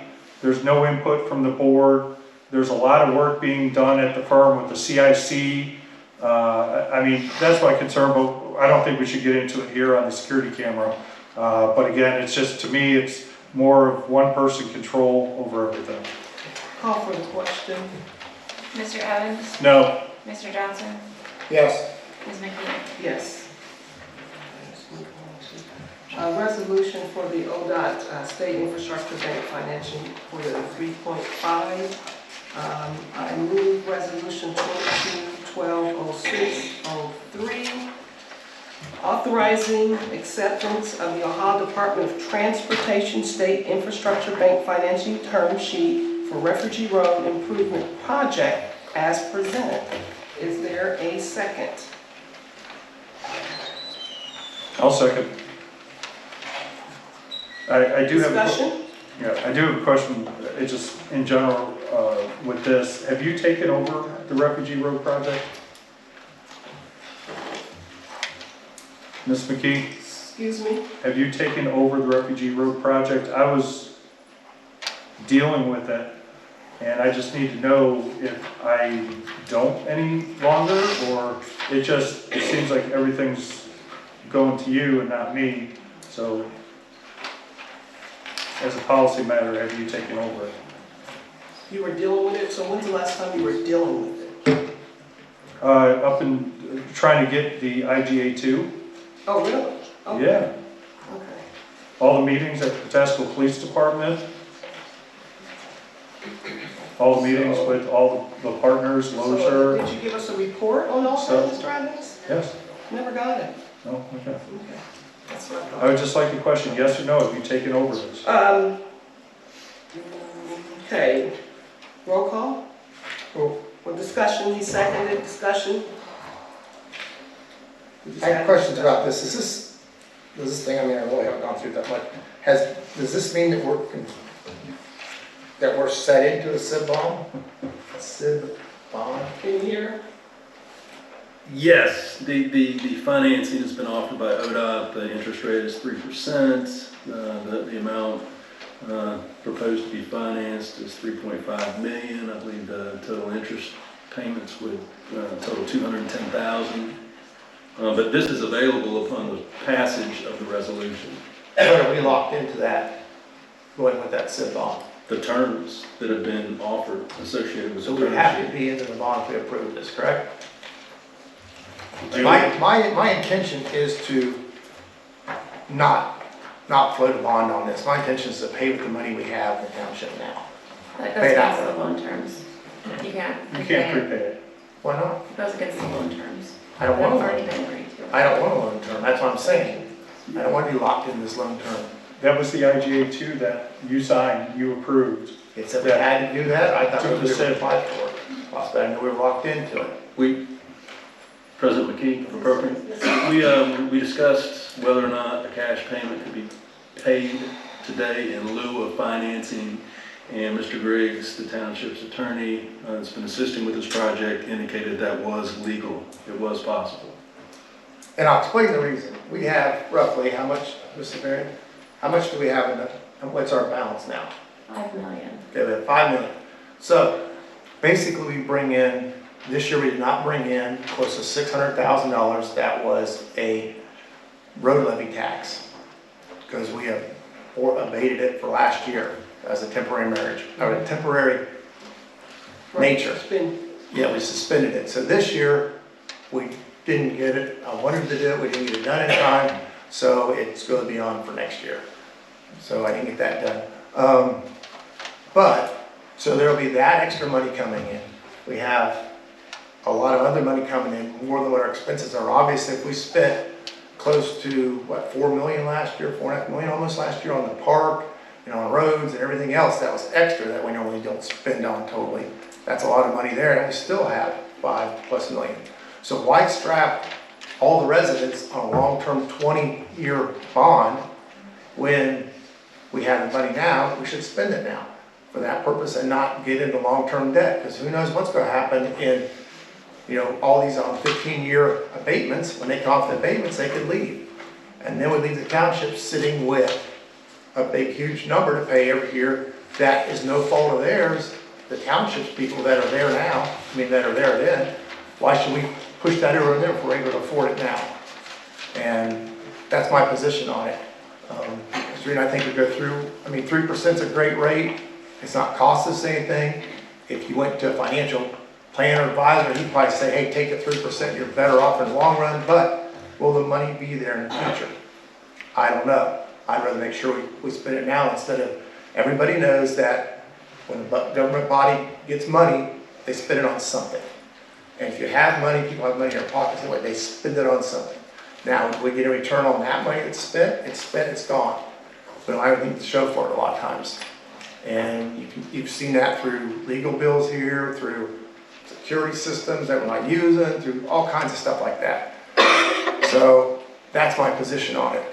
And that's the reason I want to make sure this did not make us have to pay into the bond and go for the 20-year loan. Well,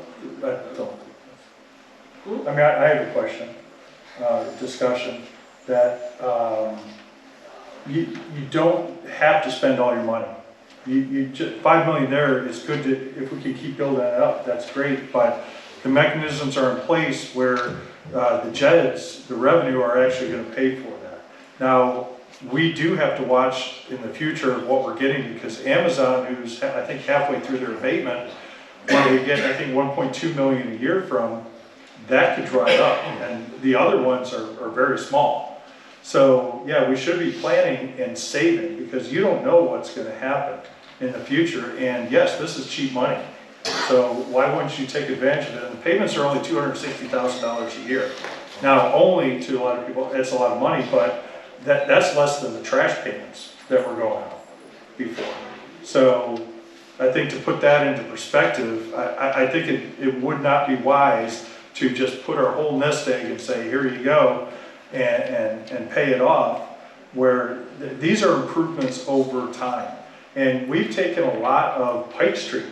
I just see that they're not going for that 20% of our side, it'll be 30%. It started out as a $4 million project, it went to $8 million. What's it up to now? I mean, and a lot of those you need matching funds, so you can't expend all your money and say, okay, boom, there you go. I don't think that would be a wise thing to do. And I would almost think that through this entire process, what they have done with the SIB organization, with Pataskla, TID, who is actually the one kind of applying for this, was based on our participation. So that could possibly affect that. And with all the delays that have been experienced so far, I don't think we should delay any further on that. So I think this resolution is basically applying for it. Again, this is the first time I'm seeing it here. These things really need to be presented to the board ahead of time. That today. We just got that from Pataskla today. And but this and every other measure is laid on here, and I specifically even asked for the report last week of this security thing, nothing. For us to make a knowledgeable decision, we need to be provided the information. These should be included in packets, released also to the public, so they know what they're commenting on and what's going on. okay, just let's not lead it the wrong way. This came in today from City Council of Pataskla. They voted on it last night. We all got it today. Okay. Thank you.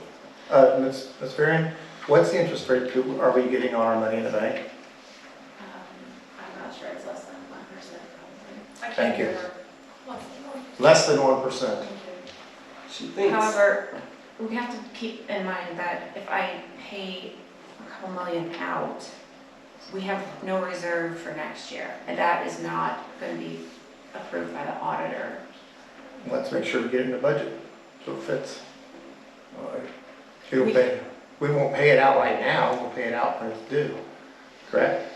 When a project gets due on it, we just don't hand somebody 3.5 million and say, here, do whatever you want with it over there. You pay it as the money comes in, So you have as a the loan. bills come in. So you're going to change the whole organizational process that they... No, we're just going to pay our part when they need it. Right? Because they were getting a loan. Julie's still on the phone. Yeah, they need a loan. Hello. That's like that. Yeah, I'm here. Did she hear what Jeff was saying? 'Cause I know we- Right, Jeff is thinking about just paying cash for the $3.5 million for Etna Township share.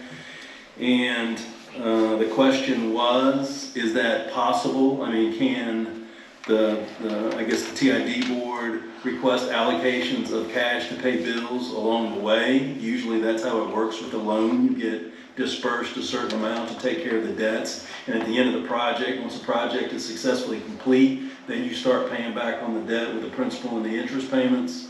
So with cash, I guess the logistics of that would have to be negotiated with the TID. But I believe the cut to the chase as far as the priority issue, is it legal for the township to dedicate cash in support of the project as opposed to financing the amount of $3.5 million? And my absolute recollection today is Pete Griggs indicated that would be legal. So I am, and I apologize, I have not been involved on this particular deal.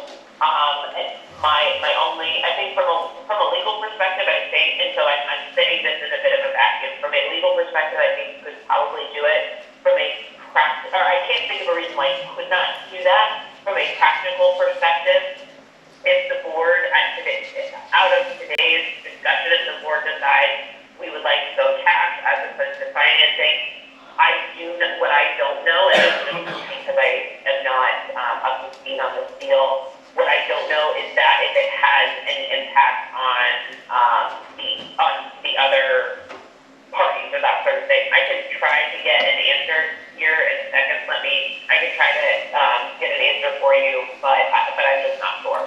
Well, I think it seems this evening what needs to be decided is the preference of the majority of the Board of Trustees. If Jeff would like to pursue the support necessary to make a cash payment, since the motion to adopt the resolution which accepts the financing, he would have to make a motion to amend the motion in the second that's on the floor currently as a result of this discussion, amend the motion to go with a cash payment. And if he got a second for that amendment, then they can have a vote. If he doesn't get a second, then the vote going forward would simply be in support of the resolution which is going to close the financing. Correct. But the issue, and this is just a matter of, or this is the question that I have, is I do not know if the township moves forward. Can we call Bill Lozier? I do not know if the township does not sign on to the financing. I just don't know if they're linked. That's all. I guess my point is that 2 out of 3 of the trustees would like to finance the $3.5 million. The point is moot. If 2 out of 3 would like to pay cash, then we need that clarification. Correct. You're exactly right. Correct. And what does IGA 2 state? Does it commit us to applying for the SID loan? If Etna Township wants to come up with $3.5 million in support of this project and they won't pay cash, I'm sure they'll figure out a way to let them do it. And we can get that clarified. We can get that clarified first thing tomorrow. But today, Pete Griggs did indicate that was legal from a financial contribution standpoint. So the only issue is the logistics associated with the Licking County TID. Do we need to vote on this tonight? Yes. I mean, we have to Yes. do it tonight. Yes. ODOT they want a commitment on the $3.5 million. So I got it today, but I got to vote on tonight. Well, it's been a work in progress. Delayed so long. But task force council approved theirs last night. Mr. Vance, can you go out, call Mr. Lozier? I know he was just, with family matters, I don't think he wanted to be available for another family member. Contact him, put this off to the end, and move on to business and see what he says, and we can put him on speakerphone. Because I think this is important. TID, Lozier's. I'll see if they'll take $3.5 million. Is that what you're asking? If it's even possible, this should be communicated to Mr. Lozier prior to this. This is what I'm talking about, things being presented to the full board. The meeting we had, Boston, the meeting we had with him, and Lozier was there. Yeah. He said it's not possible to prepay it, because that's not how the ODOT loans work. They're talking about not even entering the loan. Okay, well, the auditor, the county auditor talked about that happening, because we won't have enough money to sustain For the rest of the for year. the next quarter in 2023. Well, how soon do they get this money? I mean, we whenever write a it's check paid tomorrow? But out, if we're committing to it, we might have to allocate, because those are reserve funds. Right. So it's not to be in our operating funds. Correct. So the auditors might not allow, because we don't get all the money January 1st. We gotta have an operating reserve. Right. That's why I was asking, how much is in there? We have 5, so we have at we least, have a $5 we have close to $2 million, carryover. right? But that's for, the next quarter in 2023, to pay all the expenses that, You're right. to hold. Yeah, I understand that. I mean, we should have enough, that's what I'm saying.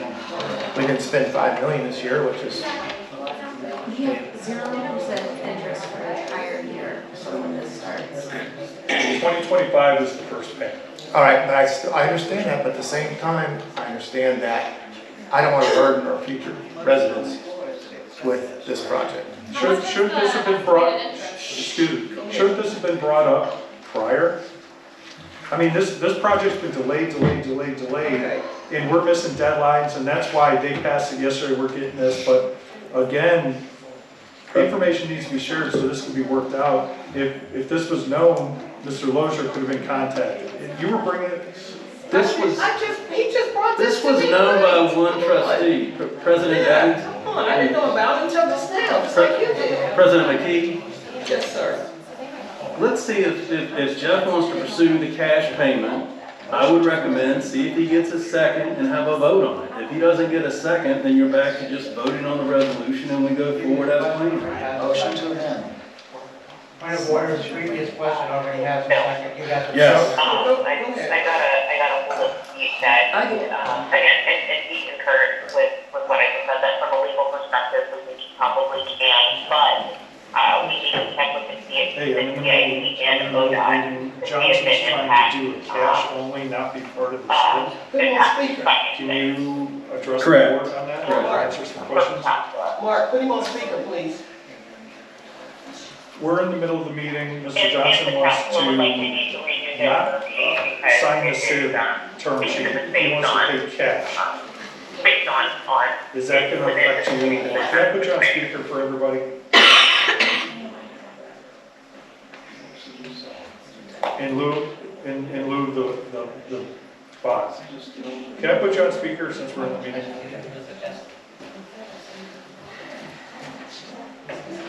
All right, Bill, can you hear me? Yes. Okay, so Rosalind, motion for the resolution approving the term sheet. Mr. Johnson had indicated that his preference would be not to have a bond, but just to pay cash. Our fiscal officer said that that would leave us low on reserves and possibly have issues. Our legal counsel is stating that, or our consultant, Mr. Vance, is stating that his prior conversation was it would be legal to pay all in cash, but I'm concerned that it would affect what has been applied for now with the other partners. Would there be any effect if we switch to all cash? The way that I understood this is that the amount taken for the loan depends on our drawdown. So what we're going to be doing is getting invoices from the contractor, and if once we run out of cash, we would start sending the invoices to the SIP. The SIP would pay them and keep track of it, and however much is drawn down when the project closes out, that would be the amount of the loan. There was a question about this from the city of Pataskala. Had a similar question, although I think what they were referring to as time goes on and they get more development and more development fees, and they wanted to pay down the loan early. They wanted to ensure that their loan terms or their payments were separate from Etna's. So to answer your question, this is catching me off guard, of course, but the amount of the loan is only subject to how much we draw down. If there's a decision to not draw down any amount of the loan by Etna during the course of things, then you have no loan. So would that affect If you- IGA 2 or any of the other agreements where we're splitting the loan, and is this gonna cause any further delays? I mean, I would like for the term sheet to be signed because it could jeopardize, probably we would have to start it over. If you sign the term sheet, you still have the option to use the loan, but you don't have an obligation to take the loan. All of our paperwork indicates that this is a two-party loan. There's agreements, you know, the term sheet indicates that. If you guys don't sign the term sheet tonight and the term sheet has to be changed, this will affect there's no question this will affect the project schedule, and Pataskala may not get the loan because we're on a very tight schedule. If they have to start over with this, with the term sheet, the terms of the loan were only good for 6 months, and that expires on February 16th. They're on a very tight schedule with their council and 3 readings and all of that sort of thing that they have to go through their legislation. If they had to start over right now, it could blow the deal for Pataskala. Okay. I'm thinking out loud right now. Right, I just had one question. Previously, it was stated that we could not pay down the loan early. That's not, no. That changed? It was never the case. Never the case. The loan could be paid down early, and the amount of the loan for each party is a maximum of $3.5 million. It's my opinion that in any case it'll be less than that because we have so many contingencies in our estimates. I don't think that each party will draw down to the maximum of $3.5 million. Plus, we have $1 million in contingency from the commissioners. But there is no penalty and there is no harm in signing this term sheet. And I'm not a lawyer, but I see harm if you guys don't sign the term sheet. I think that it will delay. It will delay things enough that the city of Pataskala will lose these very favorable loan terms, which is 3%. Okay. And that's unheard of right now. I really hope that at this 11th hour that we stick with the plan. If the township doesn't want to take the loan, they can still do that. The amount of the loan taken is all subject to how much we draw down during construction, which begins next spring. So to Bill, I ask a question, this is Jeff. Yeah. So we could conceivably pay $2 million, $2.5 million out and take $1 million loan at the end. Yeah, again, that will happen. There's 2 ways you can do this. So we If could you pay have that. $2 million, if you have $2 million in surplus, rather than going to the CIV to pay for the invoice, the township could pay the invoice to the contractor. If you go to the CIV and you take the full amount of the $3.5 million or whatever, and you decide later that you want to pay down in cash, then you can do that. There's one question I have in my mind as I talk through this. I asked this question, if you pay down in cash midway through the term of the loan, does your payment change or does your term get shorter? If this was a mortgage on your home and you put extra cash into your mortgage, all you'd be doing is buying out payments at the end of the loan. What I don't know is this loan recapitalized with a different amount and then your payments get less. That's a question that I can't answer, and honestly, I think the guy, Michael DePerna at the CIV, he said he needs to research that, and he was going to put it in the final closing documents, which we won't be getting until December the 18th.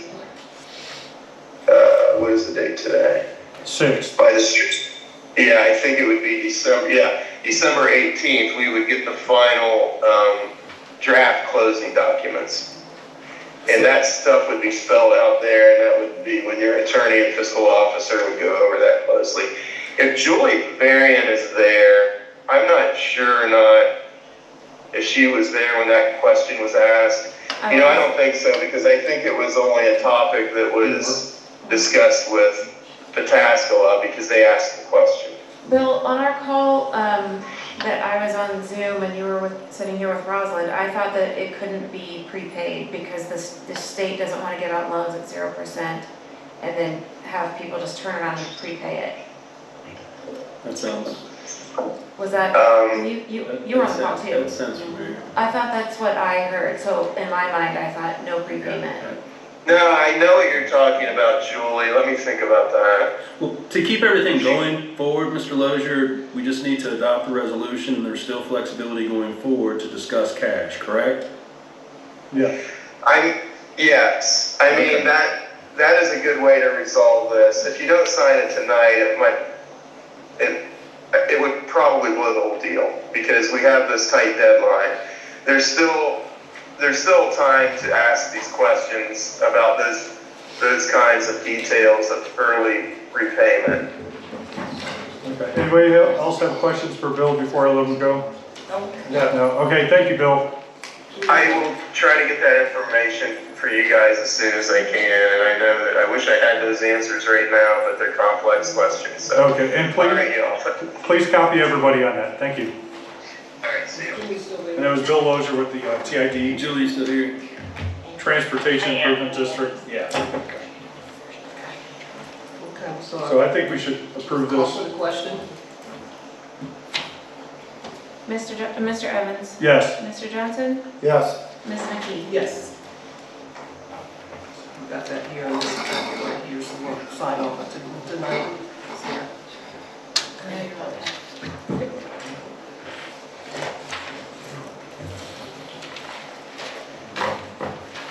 I move to approve the $920 to state security to complete the investigation of the camera system here in the township. Is there a second? I'll second. Discussion? Yeah. Go ahead, Mr. Johnson. I was just going to ask, they're going to review the same thing that we have, right? The same data because of what the guy could answer the question that the other gentleman couldn't answer? Yes. Okay. I don't know if I can get up my mic. Did you guys hear me? Or I asked the question the gentleman didn't have answers to some of the stuff, so I asked the question, is the gentleman going to this new contract to answer the questions the other gentleman couldn't? Yes. Didn't this board just refer it to the prosecutor who should be the one investigating? But that's on his, well, the prosecutor, that was his report. We're referring to the prosecutor for the report. It's not completed. We still have a second part that needed to be completed. So state security can complete the second part. I mean, I have no problem with it being fully investigated, like, look, let the facts show what it is, but this is unnecessary spending when the prosecutor, if they want someone to delve into it, like your investigator didn't even access the SD cards that are available for backup on all the cameras. That it's obviously it was a flawed investigation, and now this is showing that, well, we need more investigation. Let the prosecutor handle it. I mean, I understand that our outside counsel was called on the 19th screaming about federal wiretap charges and all. I mean, it should have been, was there audio or not? No? Okay. But it's in the prosecutor's hands right now. That report wasn't even provided to them that our motion required. This just seems like a witch hunt. I'm all for all the information be out there, and I'm waiting for someone to talk to me so I can provide them information. Why another $920 when the prosecutor's gonna handle it. Roll call? Mr. Evans? No. Mr. Johnson? Yes. Ms. McKee? Yes. Move on to authorize attorney-client privilege. I move to authorize Roches, Johnson, and Griggs to refer attorney-client privilege violation to the Ohio Ethics Commission. Is there a second? A second. Discussion. Is there a presentation on that? Yeah, what, there's no information. Okay, Oh, so, wait, right here. Oh. Would you like me to? yeah, Miss Marion's on the phone, so she can go ahead and, I'm sorry, Mrs. Donnelly. Sorry, she's Julie too, sorry about that. Thank you for it, and I apologize if I've turned anyone off. So, Chair McKee asked our office, or has brought an item to our attention. She had a question in regards to the board holds attorney-client privilege with respect to certain communications and information and draft documents. And that information is not public record and not subject to release without the board, without it being in a public meeting or without the board approving release of that information. And the concern is that certain attorney-client privilege information has been made public prior to the release of that privilege by virtue of the board either taking action or without that information being put forth at a public meeting. Interesting, because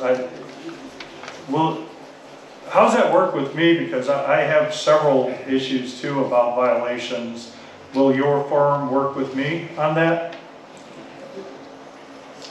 Yeah, that's what we're doing. The reason that our office So let's move on. has been asked on this item is because we represent the board, and the board had the potential violation relates to attorney-client privilege information. Well, so far, I mean, I know you represent the board, and again, with my conversations with you and Mr. Griggs, there's a lot of contradictory information, but only McKee is serving, and even, again, am I stating this as attorney-client privilege, where I was told that you have to follow her directive regardless of advice? That is not, in our office, we serve at the direction of the board, who has appointed the chair. We are not in a position to, we are not going to do any action that is in violation of the law, because we are beholden, we as attorneys are beholden to our own code of ethics, and there are potential consequences for failure to follow that. So while there are many items that may be business decisions that aren't agreed on by all members of the board, our office can only provide legal advice and that type of thing. So would sharing a investigative report be a violation? I do not know. I don't know what investigative report. I don't know. In my capacity as representing Etna Township, I can't speak to any release of an investigative report. Let's call for the question. Well, I still have, you didn't ask if there's any, I still have some discussion. But I just find it interesting that Ms. McKee is weaponizing the attorneys, prosecutor, everybody, while not complying with her records request without, I mean, this is just a witch hunt, and I'm fine with all the information getting out there. Others want to hide information behind closed doors. So. What is this motion? And what is the violation? Do you have that? Roll call, Mrs. Varian. Do you have what is the violation? Roll call, Mrs. Varian. What is the violation? Because are you just gonna? I'm gonna ask for the roll call. We're approving for a violation, so what is that violation? Mrs. Brown, can you do the roll call for me, please? Mr. Evans? No. Jeff Johnson? Yes. Rosalind McKee? Yes. Which one? Okay, we'll move Pass, on. 2-1, pass. Thank you. We're going to move on to, there's no old business, so we're going to move on to the fiscal officer report. I move resolution 22-12-06, let's see, that'll be 04, to approve the purchase order as presented. Is there a second? Second. Discussion? Do we have the purchase order before us? Purchase order? Yes. Well, I was just saying for review. I didn't have it ahead of time to make copies. Julie said she had it. Okay. That's fine. I do see that the purchase order for the road paving was on there. Yep. And it was referred to the prosecutor for investigation, and they said to pay it. So. That's fine. We do what we're told. Anybody would like a copy, I can get it. Roll call? Mr. Evans? Yes. Mr. Johnson? Yes. Ms. McKee? Yes. I move to ratify the payment of the above listed bills, which is there in that folder, for December as shown on the payment listing. Is there a second? Second. Discussion? Now, this does not include the Brochus and Griggs bill, correct? It does not. Okay. Which we'll have that on the next, we'll have that on the 20th. Because the Brochus and Griggs bill, there was a resolution on March 15th which limited the legal fees for outside counsel to $10,000. The chairperson has exceeded this by, I think, fourfold. This has been brought up before and ignored. I think it's inappropriate. Then also, I did notice on the resolution, it states a specific fee, and there's no breakout on the bill. Yet the average is over the highest fee allowed. We're talking about payment listing. Right, but I'm saying for the bills, because those bills are in there, but the payment average was higher than the highest allowed, so all those rates are higher than what was approved to be charged. Are we paying that bill on this? No. Oh, well, why are we discussing it then? Because why are we discussing it if we're not paying that bill? Right. Well, if you don't So want to move on. discuss, I'm ready for our payments. Roll call? Mr. Evans? Yes. Mr. Johnson? Yes. Ms. McKee? Yes. I turn the meeting over to Ms. Varian to discuss the proposed 2023 budget. We good with Julie? Yes. Yeah. Thank you. Hey, thanks. I think you got something to say. Wait, Bill, let me talk to her for a second. Bill, let me talk to her for a second.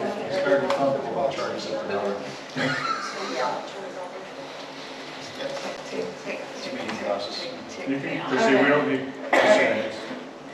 So, as I got into the budget and the spreadsheets, I think I now have more questions than I have with giving you certain answers. I can give you certain numbers for things that routinely happen, but I need to rely on the board to give me more information about income and some of the expenses that we're going to incur next year. I have a lot of questions, and I think that what would be best would be to schedule a special meeting, a work session, and have that so that we can I can send out a memo with all the questions and you guys can review it and come with the answers. And make any points of questions that you have with me, so then we can just use our time more wisely. Have you had the numbers from the county? So you I got an email earlier. I sent you that yesterday. Yeah. So you have those numbers, so you know we're going to get in based on what they're telling us tax But I wise. have more questions about JEDDs. Did they have those estimates on there also? The Licking County wouldn't have the JEDD amounts. Okay. Then, okay. So I need more time to look at the income. That was when I emailed out that I was willing to talk about expenses somewhat tonight. But I think we need to take a more in-depth look at it during a special meeting. And I would agree with the special meeting. I would propose that we have a special meeting limited to just the workshop at 4 p.m. before our December 20th meeting. We can discuss it for 2 hours, maybe an hour and 45 minutes, take a break, go to the regular meeting. because this needs to be hashed out. And two, I would think, has Mr. Vance been participating in this at all? Because as a consultant and board president, I believe it's not up to fiscal officer to really create everything. She's putting together the numbers she's provided and guidance by this board. So has she been provided all the forecasts for the JEDDs, all that from the various departments? I think the way zoning, are we going to replace our lost here's assistant? what we've done in the past. I can only speak for what we've done in the past, Mark. The fiscal officer has come to us, fiscal officer has come to us with a budget that they know about, things that then it's provided to trustees. We look over it, we think of projects that are needed in here, we suggest might do and go through the workshop at that point. So my suggestion, we need some starting point. And believe me, I did this last year. I emailed you. Did you? When did you email that? Yesterday. I'm sorry about that. Oh. But yeah, it was late. It wasn't coming up on my phone. I'll look at it on my computer, I'm sorry. It has all the normal expenses, and Okay. admittedly, there are some things that I want to look into on it. I know we're going to go into 2023 with $5 million of cash, and I know, I have not been a part of the JEDD discussions enter workings of all of that and the income, so I would just like more details on that so I can have a better handle on that income particularly, and then whatever else is happening that I just haven't. So, but you put your budget together and it had last year's numbers beside it? Yes. Everything? Okay, And I then have not this looked at that, I apologize. That's okay. The numbers I put in for 2023 are either very similar to last year or have a slight markup because I know that there's going to be some more expense to it than what we had this year. Yeah. So Is this on, based on this, the one you updated, is what you base this on the one that I did, correct? Right. Okay, because there's a lot of changes made in that, so. It was a hard, I spent many hours looking over that, trying to create it from scratch, and I'm not a financial person, so. And then Julie fixed it for me, so. But there are other questions that, and I don't want to hash out anything. I just want to know eventually, not tonight. I know we're doing like the MORPC membership again, the Chambers memberships, but the Pike Street stuff, if I could have numbers or a year or whatever that's happening with. Any big equipment purchases, when the cruisers are coming or arriving, any big paving projects, if we're kind of at a status quo for the park until, because those are all really big expenses that would be helpful to have in there. And then I kind of need somewhat of an update on the union negotiations because that will affect wages and a lot of the benefits. And then at some point, I need to have an executive session with you guys for items with regard to payroll, nothing in regard to terminating or anything else, but there are some things in payroll and benefits that need addressed that I need to ask you about and how we're going to proceed. Can we do that in executive session or? Well, because it's very limited to like discipline to, I mean, maybe ask the prosecutor if that's needed. We might have to do it in public. well, it would have to, well, I didn't know, I thought I had. If you're talking about benefits and wages, I think we can, I don't know what, but I mean, because we go into executive session to talk about wages. And Well, we used to like raise, yeah, that's an open session. Yeah, so. But then you gotta come out and This state. would kind of tie in with the rates as well. So I can speak to you each offline, but Okay. that's something that's been needed. For rates. And then also the IT upgrades. Those are also expensive type things. If we're gonna have a shared drive of some sort and that kind of thing for public records sharing and Street meetings. President McKee, whenever appropriate. Yes, sir. Just a recommendation for consideration. If you indicated, Ms. Freeman, you have the questions, you need specific direction in certain areas. If you have like the worksheet idea and pass it out to the three, give them 5 days or whatever, get the information back. potentially consider a meeting with the president and discuss the next step after that. And see what information you have, see what information you don't have, so the president's office could help you put together what you need so that you can fulfill your responsibilities, and then... I think it's gonna take all three of them, actually. So I think, it's a good starting point to send out the list, and then we can talk about it. Okay. The work session. Yes, for a work session. Can we set a work session for 4 p.m. before our next meeting? I can't be here at 4 p.m. for next meeting. When, It's kind of a tie-up. That's not going to work for me that time. well, can we set it for 6 and then move our meeting to 8? Because this is important matters, and I think it's up to the board to direct the fiscal officer about what our policies and what our aspirations are to do. President McKee? Sir? Like Trustee Johnson pointed out, that is one way to do it. Historically, it sounds like Etna Township has relied on the fiscal officer to provide a working document to get everybody started with recommendations and then go from there. And whether, so whether it's a work session, whether it's the meeting on the 20th, to answer the specific questions you still need. But that list needs to be produced, correct? The questions you need answered. I mean, it'll take me 5 minutes to type it, but, Okay. and that's fine, and everybody can have input. I totally agree with that.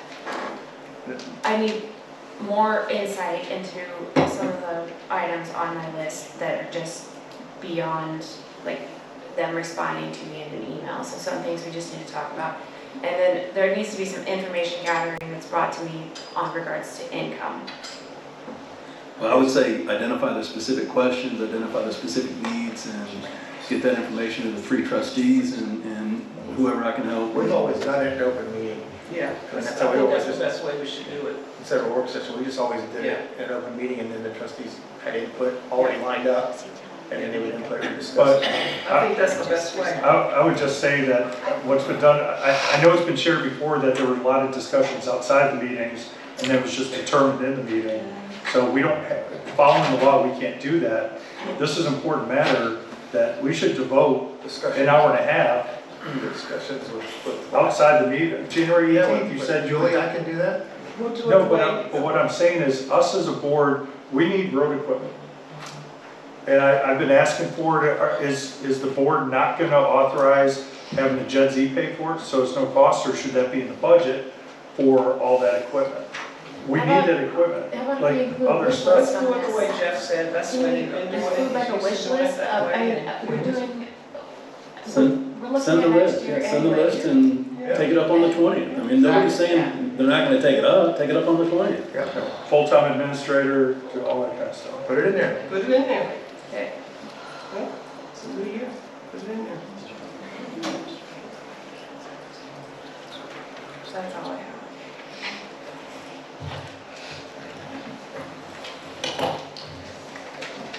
Are there any announcements or trustee comments?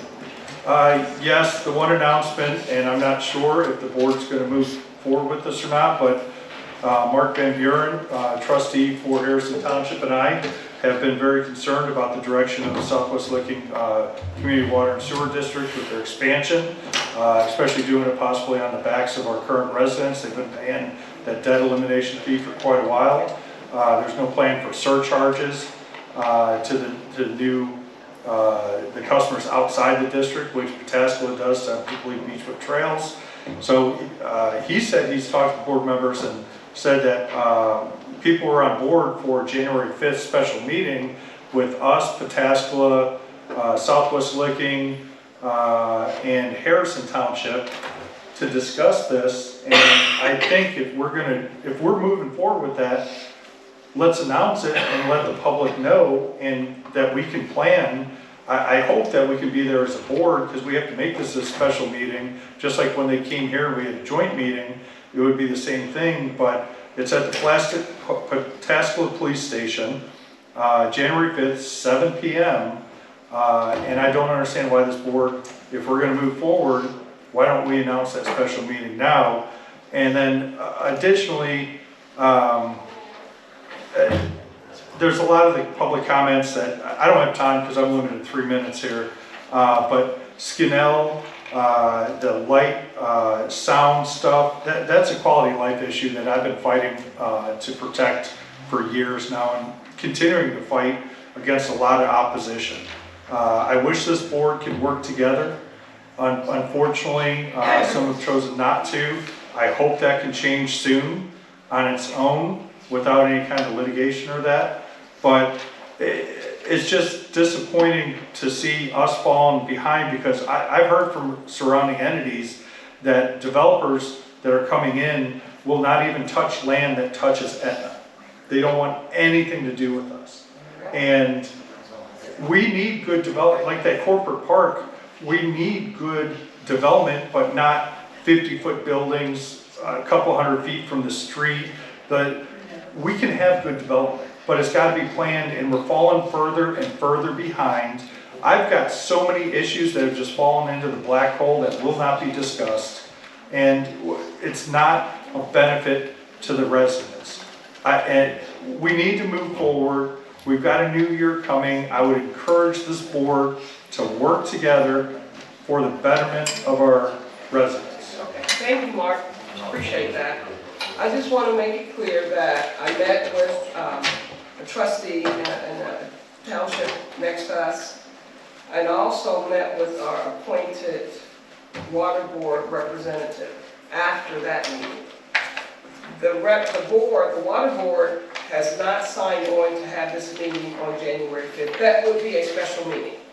We support it, we want to be a part of it, but if the water board is not there, which it wouldn't be a need of having the meeting.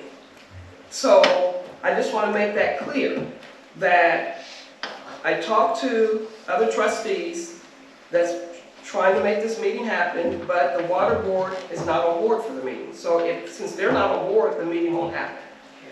If they change their mind, we will let the residents know, because we want to help move this meeting forward on January 5th. So just to make that clear. Wouldn't it show the importance to the water board if we say, yeah, we're moving forward? Because Mr. Van Buren stated that each of the entities, Pataskala was doing this. Why again won't we just set it? I'm gonna talk. Yeah, I'm gonna talk. We could always cancel. No, you only have 3. You have to stop this. Again, I'm not against the meeting. I supported the meeting. Mr. Van Buren came here and met with me. And I support the meeting. I want to have the meeting. I'm a resident too. But when we talk to our representative, the water board doesn't know anything about the meeting. So, I just After want to that make sure. commissioner meeting, I doubt it. And back to framework, I want to make it clear, I met with framework. Framework is working with the township. There is a report that will come out, and Etna is a part of the report in spite of the lies being told that we were left out. We are. No, they're not. As soon as the comprehensive plan is completed, that will go over through Jim Leonard to framework. So that's not true. Sharing information, being part of the study is 2 different things. Mark, they called and met with me. I was not done with my framework. I make a motion to adjourn. Meeting. You can't. That's not debatable. Point of order. That's not debatable. You made a motion to adjourn, that's not debatable. Second. But I people will were second already it. talking. Right. Anybody? Roll call. Call the roll. Mr. Evans? Yes. Mr. Johnson? Yes. Yes. But you can't do that in the middle of the speech. Oh, yes, you can, it's not debatable. No, you can't. You absolutely can. You can't interrupt speech. You even said that before. No, it's not debatable, it's an interrupted motion, yes, you can. I kept my mouth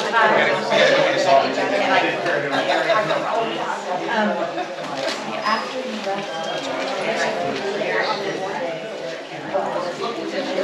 The voting is on fire, I'm going to adjourn. You can do that. Some people plan that just to shut people up. That's the adjournment. Jeff, I know you conspired to do that before after 6 seconds, so I don't want to hear that. It's still requires a second. Call the roll.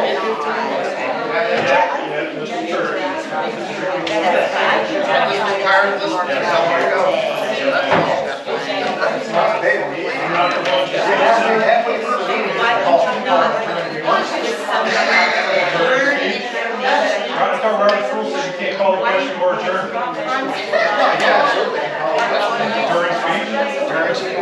If you have properly achieved the floor. So, in other words, if you got done speaking and you decided you want to finish your comments and then call a question, yes, you could do that. But it is a rather crap thing to do. Well, yeah.